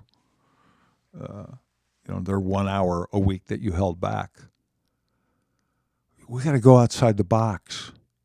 My good friend Eric Gale in the Cardinal Group, they're building a farm system of lube mechanics, those kind of guys, or females. And man, I want to see females in this business. This is such a great job. Being a technician and being a female is a no-brainer.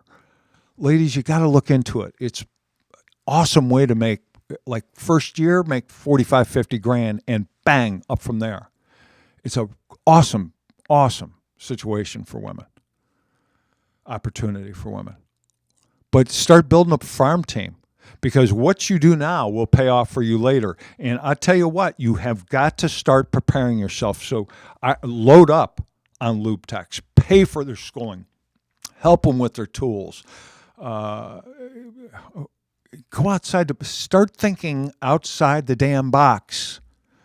Because I'm going to tell you, 2-3 years from now, damn, I wish I had listened to Craig about this. Why didn't I do this? Why didn't I do that? Do it now. Do it today. If you're not a decision maker in regard to this stuff I'm talking about right now, take this podcast to a decision maker and let them watch it. Make them watch it. I'm not kidding you about this stuff. This stuff is critical, man. It is critical. You got to be running a tech ad 24 hours a day, 365. Oh, Craig, you're talking about a ridiculous expense. Not really. You're going to love this segue. Because you have the ability to DIY this thing through a company called Automotive HR, which is a friend of our program, one of our sponsors, and a program software platform, recruiting platform, that we, AutoMax Recruiting, the world's largest recruiting company, the only recruiting company that has its own international podcast, this is what we use. When people say, how in the world did you find these people? Man, we've been running ads. Where do you have like this weird, are these human beings, are these cyborgs that you have like in a warehouse somewhere? Or are these real people? It's because we use Automotive HR. Branded career websites. So on your site, you know, where most of you on your site, you go down and you hit the About Us, and then you have careers or jobs or whatever, and you've got 2, 3, 4, 5 jobs, whatever it is, listed there, and they're just listed. They're not linked to anything. Just take that page down. It's complete wasted real estate. Nobody is coming to your website looking for a job. Think about it. Say it out loud with me. No one's coming to my website looking for a job. What are they coming to your website for? Inventory, availability, pricing, specials, service hours, specials. They're not coming there for a job unless you have a legit job board that's aggregated by ZipRecruiter, Indeed, so on and so forth. So what you get with Automotive HR is this. When I say a career branded website, I'll tell you a good one to look at is our friend Adam Aarons with Patriot Subaru. Take a look at his. He does a video. Gosh, Adam, if you're listening here, I've seen it. I watched it, and it's freaking awesome. I don't know. I think it's under 3 minutes, I believe. It doesn't have to be long. But it's Adam talking about his stores and how proud of he is and what is a great culture. And he's been voted like best dealership to work at, or I'm going to totally screw this up, but something along those lines for the last half a dozen years. That's how I met him, through Lisa Copeland talking to me about that. And and Adam's a client of Automotive HR and AutoMax's. You know, to take a look at Brian Bennett, take a look at Paragon Hondas. You know, you can add video in there, so it becomes a career branded website. So someone looking for a career goes, wow, this is a place I want to work. The ads, depending on where you're at. Now, let me use Paragon for an example. I think, and again, I get this wrong by 2 or 3 people, whatever. I think Lisa told me there's 17 languages that are spoken on that showroom floor or in that dealership. Well, with Automotive HR, you can post that ad in 100 different languages. 100 different languages.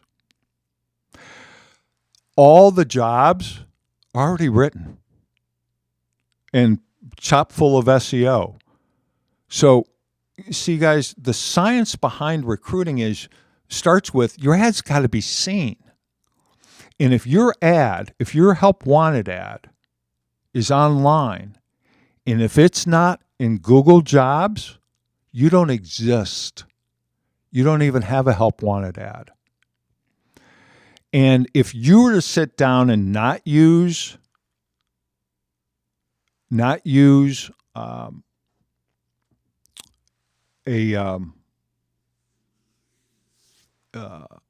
software program like this, a platform like this. See, what's happened is, to get your job on Google Jobs, it requires some pretty sophisticated coding that it's unlikely you have anyone in your dealership that could actually do. Now, Indeed, ZipRecruiter, some of these big companies, they do it for you, so your job does show up on Google Jobs. But if it doesn't, and you think you can, like Craigslist, for instance, if you think you're going to run a Craigslist ad and get people, you're just spinning your wheels. You're just spinning your wheels. You really are. It's basically a waste of time and money. Craig, it's only whatever. Now, some places I think run a Craigslist ad in San Francisco or Chicago is like $75 or something, which is outrageous. Outrageous. Yeah, but Craig, you guys charge a couple grand. Yeah, okay, well, visit our site and see what you get for a couple grand. And the guarantees behind it. But at any rate, to go further with AutoMotohr in this recruiting platform, and really, I'm telling you, it's a must. This was a must a couple years ago. This is not a should. You know how we end up saying, I should do this, I should do that, I should do this, I should do that, and we end up shitting all over ourselves? This is a must, boys and girls. This is a must. You must, in this date and time, you must have a interactive recruiting software platform on your website. You must. The biggest competitor to AutoMotohr's Hireology, and frankly, and they're nice people, huge company, gigantic company, got major office space in Chicago, and they do a lot of business with other industries. We only do automotive. 97% of what we do is automotive. We do some other things too. We're doing some stuff for Hamlin and some other companies, but it's mostly automotive. So you get you press a button, you're looking for whatever position, bang, that department head, and you can have unlimited users. You don't pay for users, okay? 30-day contract. So you push a button, bang, your ad's up, and it's out to 100 job boards, right? And you start to get applications. Now, they're not coming into your Outlook, right, where you're going to lose track of them, or you have to build a file in your Outlook or whatever for job applications per position. It comes right into what's called an ATS, an applicant tracking system. So what you're doing is you're developing your own, what we call talent network. Or we have hundreds of thousands of people in ours, obviously, because that's what we do for a living. But you can develop your own talent network, and it doesn't take that long. Then you start communicating with this person either via phone.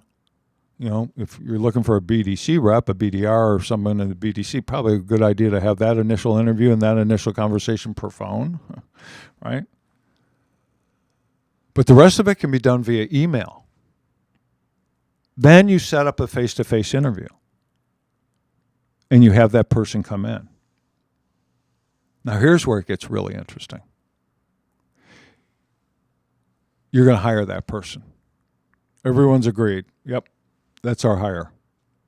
We got to have her. Now you send her electronically through the platform a formal offer of employment, along with all the I-9s, the signing off on a drug test, background check, driver's license, employee handbook, on and on and on and on and on and on, electronically. So when their start date happens, which has got to be within days of the formal hire, and I'll get back to that, don't let me forget. When they walk in that dealership, we know they're going to be there. We throw a freaking party, and I'm going to talk about that a little bit too. But we start developing that person and getting that person spending time in each department in the dealership to see how the synergy, the working together in an automobile dealership really, really works, regardless of the position that they're starting at. Doesn't matter. If I'm hiring a receptionist, I want her to know how a service advisor, what they do during the day. I want the receptionist to know what the used car manager does during the day, and so on and so forth. If I hire a salesperson, I want them to know what the receptionist does during the. I want everyone to have as much knowledge as they possibly can, so they feel the synergy, the working together, that the total, the dealership, is greater than the sum of all its individual parts, each department, each person in each department. The dealership, being the whole, is greater than all its individual parts. Crazy important to retention. Crazy important to retention. Now, Stephen Warner, the CEO and developer of AutoMotohr, is going even further with the electronic onboarding.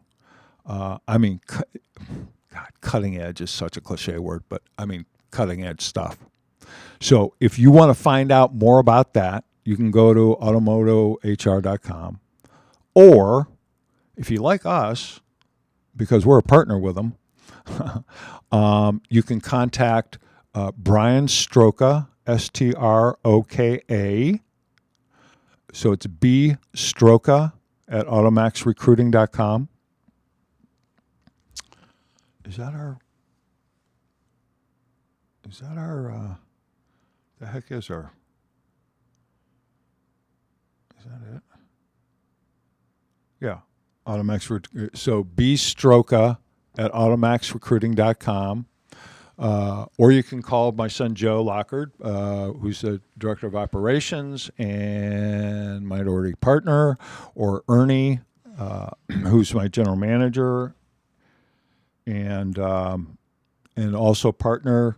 Or you can call Brian. Don't let this phone number screw you up. He's originally from Ohio. He's an Ohio boy too. OH, and everyone's supposed to say IO. You can contact Brian via his cell at 330-323-7460. That's 330-323-7460. Mention the Recruiter podcast, and you'll say there's not a lot of markup at this thing, guys. So it's cheap. I mean, it's like really inexpensive. So, but we'll save you a couple dollars if you say heard about you on the Recruiter podcast, or you get a hold of Joe or Ernie. You can get a hold of Joe Lockard or Ernie Kasperwitz through any social platform, or you can go to our site, AutoMaxRecruitingandtraining.com, and there's a contact us page, and one of them will get back to you. Or you can call the office number 800-878-5090. 800-878-5090. But please mention the Recruiter podcast, and you will save a couple bucks. It's a must. You must, ladies and gentlemen, car dealers, and I don't care. Well, no, that's not true. Size does matter. I mean, if you have 10 employees, it's an expense you probably don't have to use. You got 20, 25 or more employees, is definitely worth it. Your ROI is going to be big time on that investment. Big time. That's a fact. So it's an awesome platform and program. So you need to look into that for sure. It's top notch, man. I mean, it is top notch stuff.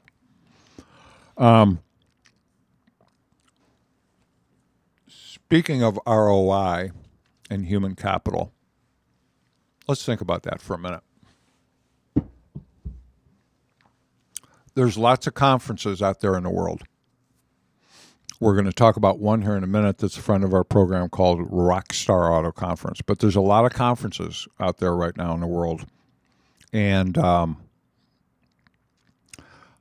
don't think any of them are bad, frankly. I just don't. I think they all have good speakers, good content, great vendors to be able to gather information from, great networking. It's like a big, massive 20 group, only it's a 120 group or whatever, however big the audience is. However, sometimes I think, and it's not the vendor's fault, everybody. I'm all about vendors. I are one. So, we're all brothers and sisters here, except for those of you that steal money from dealers and don't know what the hell you're talking about. Those of you that do that, I do not like. However, legit vendors that are really there to help a dealer, and this is not a shot at you, this is just a fact, that no matter what you offer as a vendor, even an ad agency that provides opportunities, leads, whatever you want to call them. I saw something on Troy's thing today, or a couple days ago, a post where we actually called people leads, and like all these people freaked out about it in this freaking political correct society we live in. You know what? They're leads. Get over it. Okay, you want to call them opportunities, potential customers, or whatever. That's fine. I mean, really, seriously, you're going to give a guy like Troy Spring a shot because he calls them leads? Get over it. That's just stupid. So the ROI, no matter what you provide a dealer, you're never, ever going to come close to the ROI, return on investment, that you'll get from an employee. Think about an F&I manager in a room in a 8x8, per square footage. The ROI on a F&I manager, a good one, could be the highest ROI square footage. Not could be, is the highest in the entire dealership. I mean, what he or she produces in terms of revenue that turns into hopefully net dollars is astronomical. A salesperson, an average one. Now, depending on who you want to believe, I use the figure 8. A lot use the figure 10, but it's closer to 8 is what the average salesperson sells at a new car dealership per month.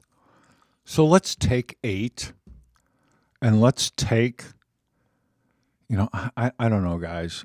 I mean, if you're not making $2,000 a car front and back, now I know on new cars we're losing. I read an article a week or two ago that was in the Alpha Dog Tribe. Gosh, who posted that article? It was from Forbes. Cliff Banks, I think, who's freaking bright as can be, that we're losing on average, according to this article, $750 on every new car that we sell. Well, if that's the case, we better be making it up on used, and we better be making it up in the finance office. But my point is this, that I still think that we're averaging around $2,000 a car, new, used. When we put it all together, you sell a car, you're going to gross about 2 G's on it.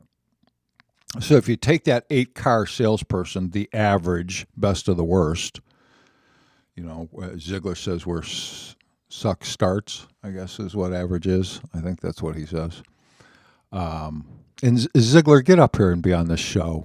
Lopes said something about it to you the other day when he was on your show. Get up here and be on the show, and we'll have a blast, man. Come on. To use some of your frequent flyer miles, fly up to Philadelphia. We'll put you up in a hotel, you and Miss Debbie and the pooch, and come in and be on the show. Bring Debbie with you too if you want. It's pretty laid back. It's long form, so it's perfect for you. But at any rate, if you got somebody doing 8 cars a month at 2 G's, that's $16,000 a month in gross. That's 160 plus 32. That's $192,000 in gross profit a year.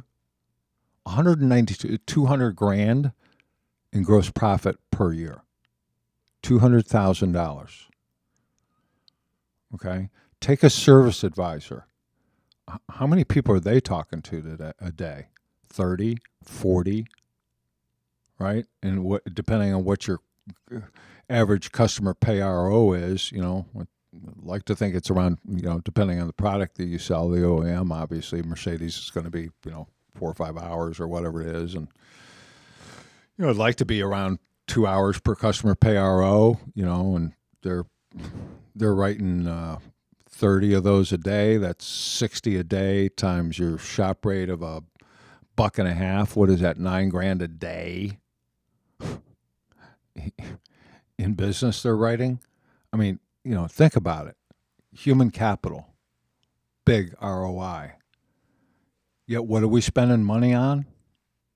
Landscaping. Now, I'm not saying your place should look crappy and you shouldn't cut your grass, but let's spend some more money on human capital, whether it be training them, developing them the right, hiring them the right way, what have you.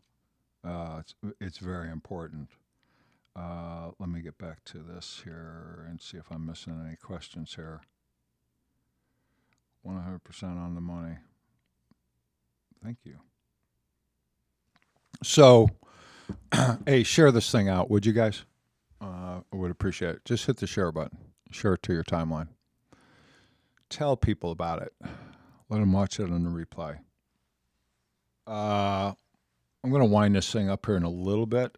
This time has really flown by here. Daily meetings, I hit that. Recruiting from a smaller talent pool. This is really important, and it's something that's happening right now. Now, this is kind of a double-edged sword, and I want to make sure that you really hear what I'm saying here, because I'm not a full-blown advocate of hiring unemployed people. There are a lot of different reasons that people hit the unemployment market, but what is it nationally, 3.7% or whatever it is? I mean, we go into some areas and it's like under 1%. So it's a challenge, and for an individual dealer, it's damn near impossible. For us, and this is all we do, it's challenging, but nowhere near impossible because we guarantee everything. So the thing that you have to, that I would suggest that you remember is that we're also playing in a talent pool of taking someone from a job that they're not satisfied in and they're not making enough money at, and offering the opportunity to get into the car business. Now, one thing there's a lot of things that have changed, but ladies and gentlemen that are watching this, that are in a hiring position, you have got to be prepared to, as out of character and out of your comfort zone as it is, you've got to be willing to sell the dealership and the opportunity and the position to your potential new hire. You've got to sell them on why because you are not the only game in town anymore. I don't care how many generations that sign's been outside, and it's awesome and it's cool and it's a legacy and it's God bless you, but it's not the main reason that Pete is there answering the ad, sitting there with you face to face during an interview. So we have got to use everything that's true in our culture about our dealership that's going to help a person. I read an article today that there are 26.5 million Americans without health insurance. So health insurance is expensive as an employer. I can tell you firsthand, it is very expensive. It's outrageously expensive. However, if you're in a position to be able to offer it, there's not much that goes beyond a perk. I heard a situation the other day on one of our new hires where he does not have insurance. They have 3 kids. The wife has insurance. Had a problem. Went to what they thought was a stat care, which should be like $100 bill, and turned out to be affiliated with an emergency room. It turned out to be a $3,300 bill. You got to have health insurance. So you want to get a better class of person, top talent into your dealership, we got to think about what's important to them. And benefits are important to them. I have, and I don't want to disclose it here, but at the first of the year with AutoMax, our team, I'm going to blow them away with what they're getting starting in 2020. I mean, stuff that no companies do what we're going to be doing, like none. Why? Because I have really passionate, talented people that I intend to keep, period. So I'm prepared to earn a little less money short term myself and my partners to play the long game. And I love our team members, like each and every one of you. And within reason, I'm not going to let you leave. It's not allowed. So, and as a business owner at a car dealership, I think that's the way you really got to look at things. I really do. You have to. You got to stop this turnover and this constant cycling of new people in and out. It's hurting your business. I mean, these are people in your community. These aren't just anonymous faces and names. These are men and women that live in your community, that have friends that are going to tell somebody. So keep that in mind, man. It's real important. Do it yourself or use a vendor. Now, I just got done talking about how awesome Automotohr is, right? So that's DIY. That's a do-it-yourself kind of situation where you have a professional. You're doing things in a very similar manner as the largest automotive recruitment company in the country is doing it. You're using one of the tools that we use. Or should I use a vendor? Well, this is a slippery slope for me because it's like I don't want to sound like I'm pitching you, but here's the facts. All right, so if you have a legit, I know I'm going to piss some people off here, but if you have a legit, not a job justification person or department, but a legit human resource department or person in your dealership, a real one,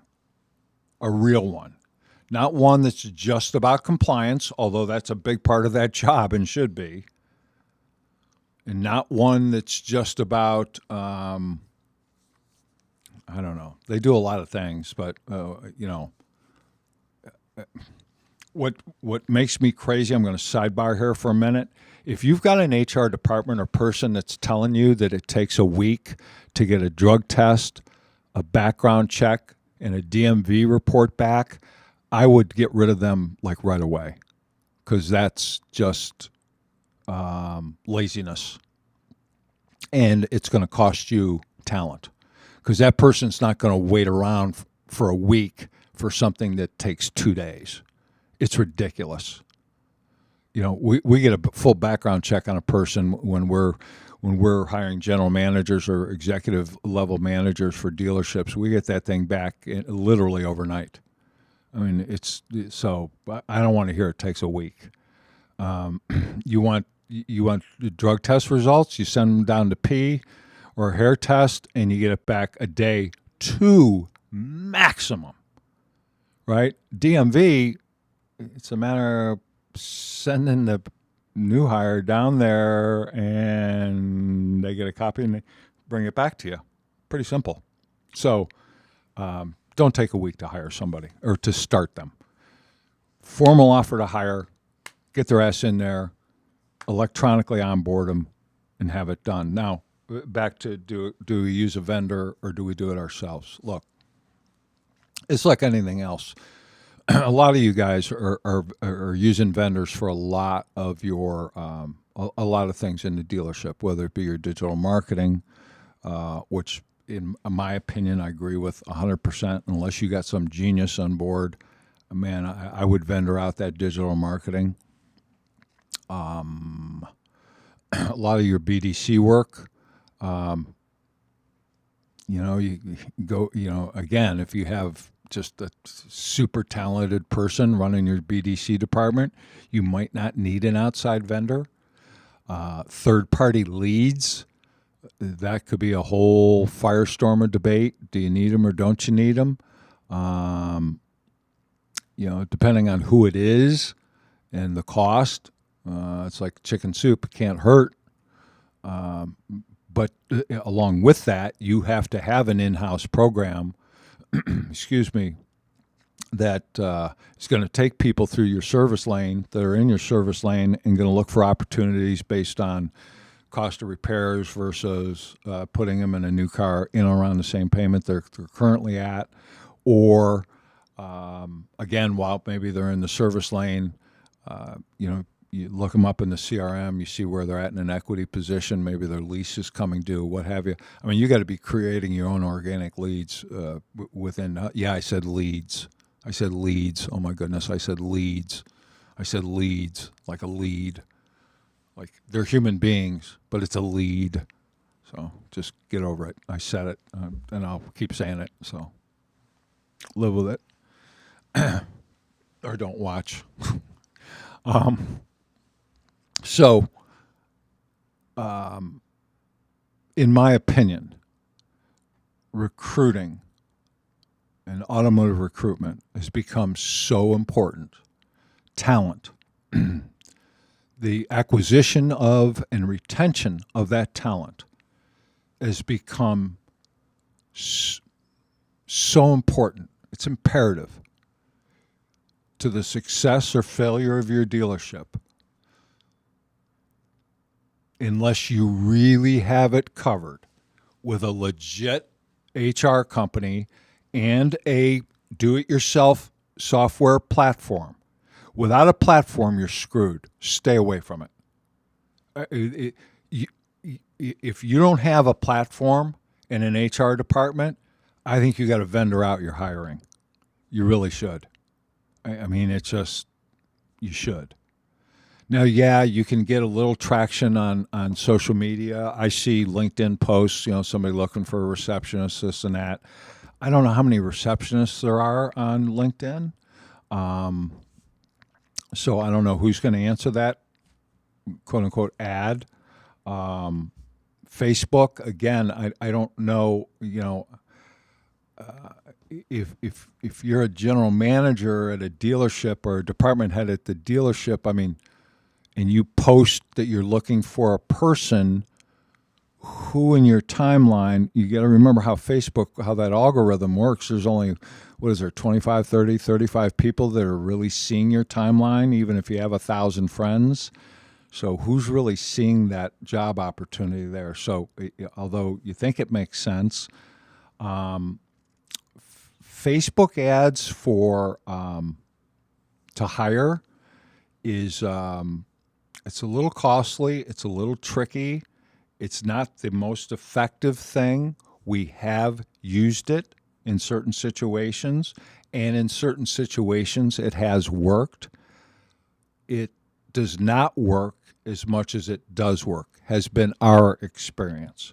There's other ways that are cheaper, less expensive, and more effective. So, look, this is all we do. We fully understand the science behind recruitment, how important the title is. By one letter, the difference between automotive technicians, S, plural, and automotive technician, singular. Because when they Google and that's how people are looking for jobs. When they Google, they're not Googling technicians as plural. They're just not. So by that small one letter, you could lose potentially all your applicants. Not using the proper tag words at the bottom of your ad could cost you unlimited amount of views. Having too short or too long of a description should be somewhere between 700 to 2,000 characters. If it's in that, and I know that's a big spread, you'll receive almost 30% more views of your ad. So there's a science to everything that we do, and we're really good at it. And we've been doing it for 22 years. We've done 18,000 of these recruiting campaigns, so we've paid the dumb tax on it. So we've made all the mistakes that can pretty much possibly be made. You don't have to do it. So obviously, it's my company, so it's like it's money to us, so straight out. But why don't you do what you do best? That's sell and service automobiles, and let us handle your human capital. I think it only makes sense. In most cases, not in all. Not in all. If you've got somebody at your dealership that can legit handle this, then do it. But you got to do it with a platform, man. Like Automotive HR, you really do. I mean, it's a game changer. It's an absolute game changer. Without it, it is a nightmare, an absolute, total nightmare.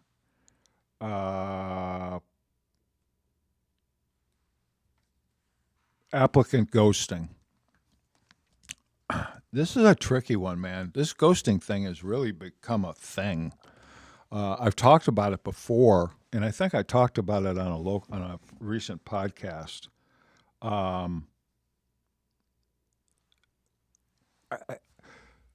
You post an ad, someone sends a resume, so they quote unquote apply for the ad. Then you try to schedule an interview, or you do schedule an interview. And one of two things can happen here. They've sent an application, a resume, and you attempt to schedule an interview, and no response.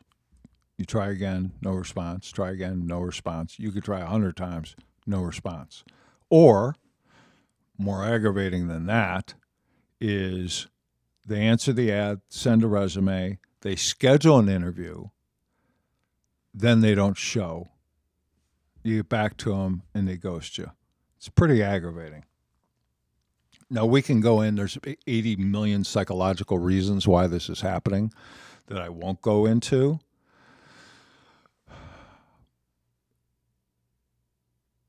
I don't want to get tricky with a bunch of fancy word tracks and tricks on how to get people to stop ghosting. I want to get fully transparent, and I want to write them something like, and you'll tell this in a word track because it's just, I could say it 10 different times and it's going to come out 10 different ways. But hey, Ms. Applicant, do me a favor. I see that you just scheduled your interview for Wednesday at 10:15. Please do this. If for any reason you don't intend on actually coming to this interview, or something legitimately comes up, would you do me a favor and just please tell me now? Because we do need to let the dealership know if you're going to be showing up for this interview or not. It's real important. So would you please do that and tell us what your true intentions are? Something like that. I use the phrase a lot, talk to me like you know me. Talk to these job applicants like you know them. Be real with them. Are you going to show? Because if you're not, You don't have to ghost me. Just tell me now. Are you in or are you out? Are you going to show? Because based on what I've seen so far, we feel strongly that you got a good shot at this, but you got to show up. But if you're not going to show up, just please let me know. Doesn't make you a bad person. I understand there's certain reasons why you would apply for a position, maybe protecting your unemployment or what have you. But just tell me. It's cool. Don't make you a bad person. Just do that. It'd be awesome. So it's 1983, 84, 84, 85. I get hired away from this big Chevrolet store. I started there as a closer. I ended up being the GM at that store, but that place was crazy. Uh, it was crazy, man. I mean, those were the old days, man. It was like, we take a brand new Chevette scooter. No, yeah, Chevy Chevette scooter. They were two seaters with like a metal black back floor and like rubber floors in the front. I mean, these cars. I think they were 1995 retail. I think, and we'd bring one in and we'd crack the windshield and flatten the tire, and it was a bait and switch car. And we just take second orders on the cars all day long. We take $50 deposits. Hey, there's already a deal written on it, but if that deal falls through, and we'd have 40 $50 deposits on that car. It was straight out bait and switch. And that's the way everybody did stuff back then. It was insane. Insane. We sold 200 used cars a month out of this place. Every single car was sold as is. No warranty whatsoever, unless there was anything left over from the factory warranty. No warranties whatsoever. True story. I'm walking down. This was a huge place, and the one end of it was the used car department, and booths set up for all the salespeople. I think I had 12, 15 used car salespeople or something like that, and we had greeters that would actually go out and greet the customers. And I'm walking down the hallway, and I hear this ping, ping, and I see the greeter on the floor. She's on the floor, and she's yelling, "Duck, everybody duck." And there was this guy that we sold this car to. His car broke down, and he was told, it's as is, sorry about your luck. And he was shooting through the windows as he's driving by the dealership. Just awesome experiences. I got hired away from there to run a second generation Cadillac Olds AMC Jeep Renault dealership in Canton, Ohio. Gump, Gumpp. The extra P is for performance. And so I thought it'd be a good idea to have a circus. So I had Caesar the Wrestling Bear. You guys can Google him. I think there's some descendant of him still out there doing this, and put a muzzle on him. And people would actually go in and wrestle this freaking bear. It was amazing. We had stilt walkers, jugglers. I mean, it was full on something you see out of a movie at a car dealership, at a Cadillac Olds dealership. Now, everybody got really, because, you think Cadillac Olds, it's like, back in the mid 80s, it was a big deal. They sold 300 cars a year or 400 cars a year before I got there, and we sold 2,700 the first year I was there. We beat every Chevy store, every Ford store in town by like a lot. Because I, just took a different attitude towards it. We sold my Chevys and Fords. It's just metal, move some out of here. But we had full-on carnivals there, man. I got hired away from there to then to run a group. And I had one night I had a battle of the bands. I had the Maslin band and the Canton McKinley bands there. And wow, that was, there had to be 1,000 people at the dealership there watching this thing go on. Those days were just so much fun. They really were. And then one day I picked up the Automotive News, and I was the GM of the store. And I picked up the Automotive News, and it was almost a full page ad. It said, "National sales trainer, travel the world, 250,000 a year, blah blah blah." And this is in 1988, 89, something like that. And I had just gotten divorced, and so I said, "That's me, man." So I go to Springfield, Missouri, at a place called Youngblood, who is still a customer of ours today. And a gentleman owns it by the name of John Whittaker, who actually worked for this company, this training company that I work for. He now owns this dealership that we trained at. So we go to this dealership, and for 30 days on our own dime, we train on how to do this system. And it was a pretty interesting system. It was very gross oriented, and it was just, we take over dealerships, and we got paid 50% of whatever we increased their gross profit. If we didn't increase it, we didn't get paid. The way we wrote up these contracts, though, we always got paid. We made a boatload of dough. But my first gig was in Joplin, Missouri. And it was like the Wild West, man. It was like we came into town and like put this guy on television and doing all these crazy things, and hired a whole new staff, put in a sales process. And you know what's interesting? And we'll get away from the war story part of it. You know what I find interesting is that when I ran Greenwald Chevrolet in Akron, Ohio, we were at the time an APB store, Automotive Profit Builders. Now they're still a company, but at that time they were the sales strategy, the sales training company in the country. I mean, they had multiple trainers, very well organized. Gentleman by the name of George Libben was the owner, and his son Junior, I think, is now the CEO of the company. But they were the real deal, and it was a very specific. There was no misinterpretation of the strategy.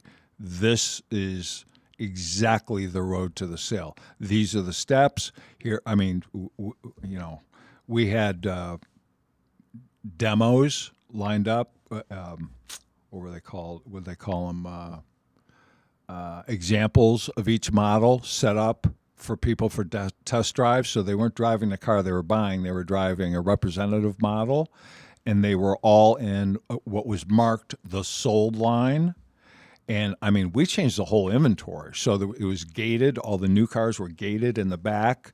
So if we'd walk in the back, pick out a car, the only way back into the dealership was through the back door of the service department. So that put us on a service tour. And then the coffee machine and the soda machine was right outside the door that led back into the showroom. So you'd throw in a quarter, hit that, how do you like your coffee? And you hit black or whatever. Oh, no, that's okay. No, well, I already used the quarter. You put that, 580-degree cup of coffee in the person's hand. What do they have to look to do? Find someplace to sit down because it's burning their hand. So, this strategy was laid out perfect. Perfect. Then, I go to Missouri and we learn this other strategy. It's been called, some of you old timers are out there, the "you win big" thing, where you keep folding the paper over and extending the term, and it's a way to pencil a deal, and with Sharpies and so forth. But what I found is that regardless of your sales strategy, whatever that might be, and we can argue all day long. You want to talk about steps of the sale. I've seen 4, 6, 10, 12, 97 steps to the sale, whatever it is. Everyone's got their own thoughts on it. There's this selling system, that selling system. This guy's right. This guy's right. Everybody's right. Everybody's got their own thing. What I found out is that if you commit to a legal selling strategy, a legal way to communicate with your clients, a consistent message that you put out from the time that that person does an internet chat or inquiry or a phone call into your BDC or your sales floor, and then they show up at the dealership, that everything is consistent. As long as that's happening, the so-called strategy, road to the sale, steps to the sale, you can call them whatever you want. As long as you're consistent and you're a nice human being and you follow up with these people and under promise and over deliver, you'll end up selling a lot of cars and making a lot of money. If you try to be somebody else and get all tricky and weird, you're going to be out of this business in a short period of time. I've seen it. I've been into this 47 years, so I've seen all this stuff. So you're going to have to kind of take my word on this thing. I want to end this with one thing that I really don't understand. That, again, if you can get this in front of an owner or general manager or some sort of decision maker that can make things happen, do so. There is a phrase that I would like to see, and it's not leads. It's not even ups, which is probably, ups is probably something we maybe should look to change, but get them in. I have a real problem with get them in. I have a real problem. Just get them in. Just get them in. Just get them in. How about let's go get them? Let's go to where they're at.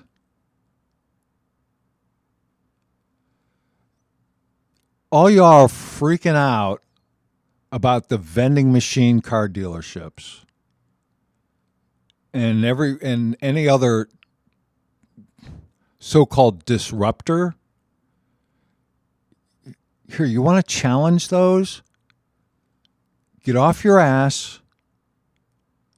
Go to where they work or go to their home and show and sell the car. Yeah, but then they have 3 days to rescind, Craig. Yeah, okay, well, you should probably have a 3-day return policy anyway. So I don't even want to hear about that. You have someone interested in an automobile. I don't care what it is. They have a lunch hour. Go show them the car at the lunch hour, at their place of employment. You can bet me if you do this 10 times, 8 of those times, they're going to come outside with another employee, a friend of theirs, who I'm going to introduce myself to. Hey, if you know anybody looking for a new or used car, truck, or van, either now or in the near future, and you send them to me, I'll give you whatever your referral fee is. I'm not going to try to sell them a car, but I'm there, and they know I sell cars, right? And now I've made them into a bird dog. So I leave. I go back to the dealership. The potential buyer for the car and the person that I just gave my car to and made him into a potential bird dog, they're walking back into the building.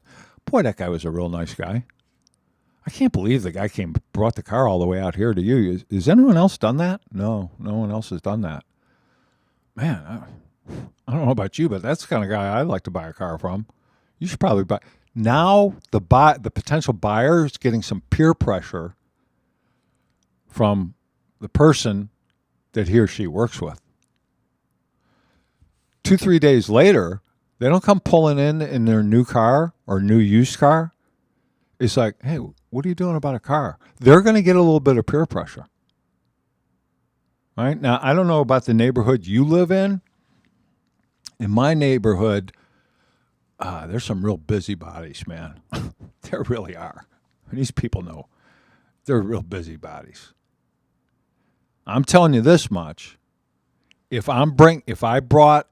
someone in my neighborhood, if a salesman, I've never seen this happen, and I've lived in the same neighborhood now for 15 years, I guess, in the same home, which is by far a record for me. I've If a salesman brought out a car, and I live at the end of it, I'm the last house in a cul-de-sac in a circle, and there's 1, 2, 3, 4, 5, 6 homes in this circle at the end of the street.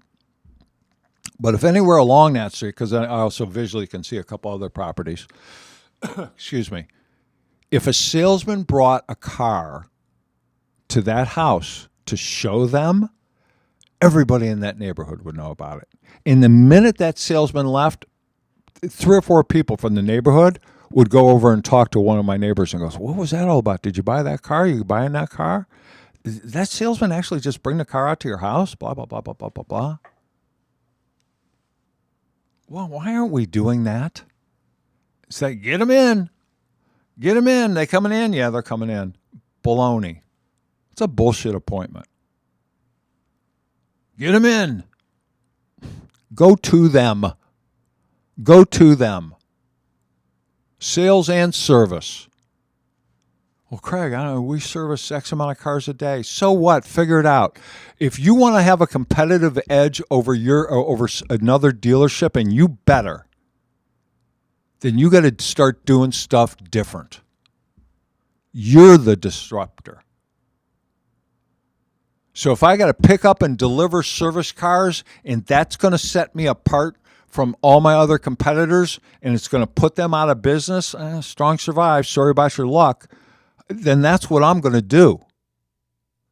I'm going to find a way. I'm going to figure it out. And there's dealers doing it, so you can call them and they'll tell you. I'm going to make that happen. I'm going to pick up their car, bring it in for service, get it serviced. I'm going to deliver it to their home. I'm going to figure it out, because they're never going to buy a car from anybody else other than me and my dealership ever again. Period. End of story. Ain't happening. I'm going to make that happen.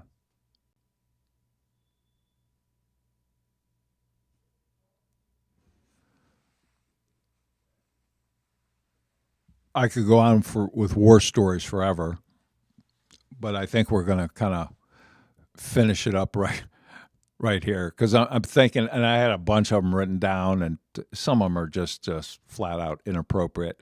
There will be a day I'll do it up. I'll have somebody in here, maybe because Troy Springs coming back on the show this Monday. Kobe Fryer from the Matt Blatt group of dealerships is going to be on the show. Chris Walsh, the CEO of Vets Cars, is going to make a return appearance, and maybe I'll do it with Chris. Him and I'll just literally tell war stories, because I mean, after 47 years, you can figure I got some pretty wild ones. Some of which I can't tell you about, but maybe I'll write a book someday and I'll have it. What's that called when you have somebody else? You put in somebody else's name. What the hell is that called? I'm drawing a blank. Well, whatever.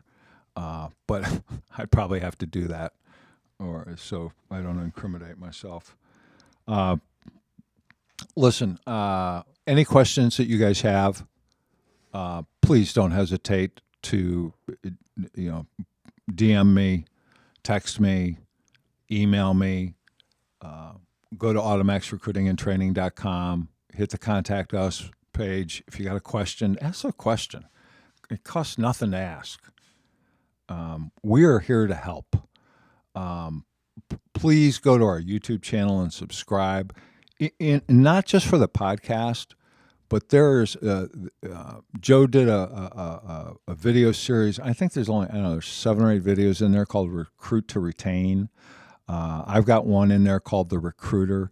I mean, if you follow this stuff, folks, and you have a software a platform like Automotohr, you're going to be in good shape. And the last thing I want to say in terms of conferences,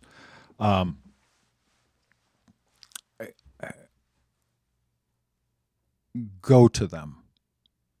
Make sure you're sending your people there with a plan and a focus. And it's not to go and get a couple days off and get loaded at night and sing karaoke. That's not what these are for, although that can be fun. But send your people there with a plan and have them bring back and show you what they learned so you can be assured of your ROI. So you're going to have to invest in these things. They're all over the board in terms of costs and so on and so forth. One that we're a sponsor of, and as a sponsor of the Recruiter podcast, is the Rockstar Auto Conference events. So you want to go to Rockstar Info. Is that right? Let me make sure for Matt here. Rockstarinfo.com. The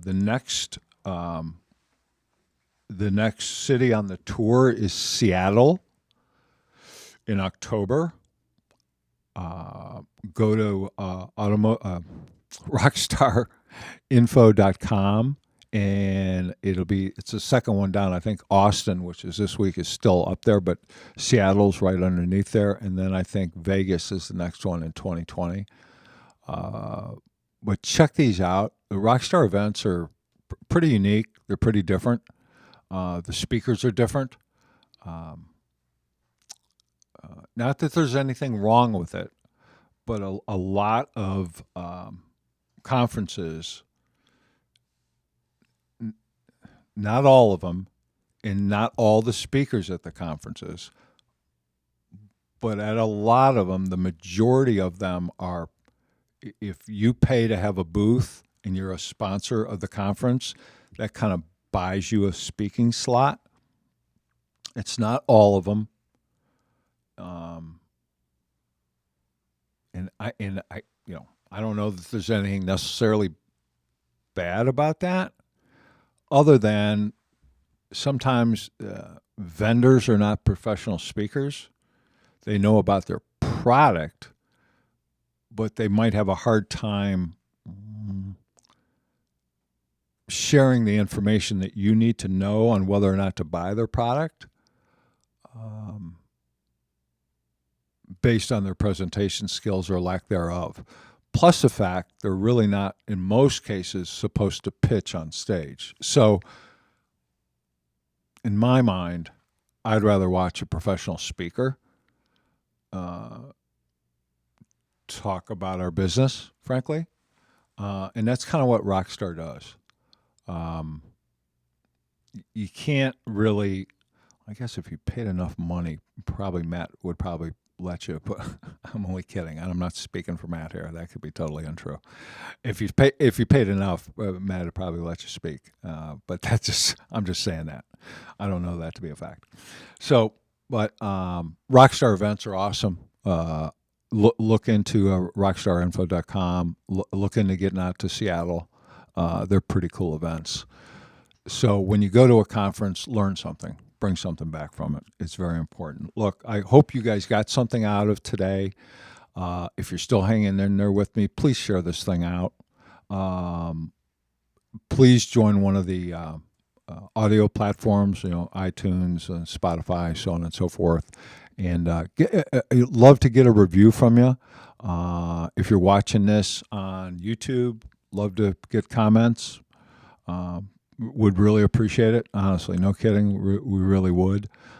This is something that's going to go on and on. So as long as I can talk and sit here in the chair, that's how long this podcast is going to be. So we're going to be around for a while.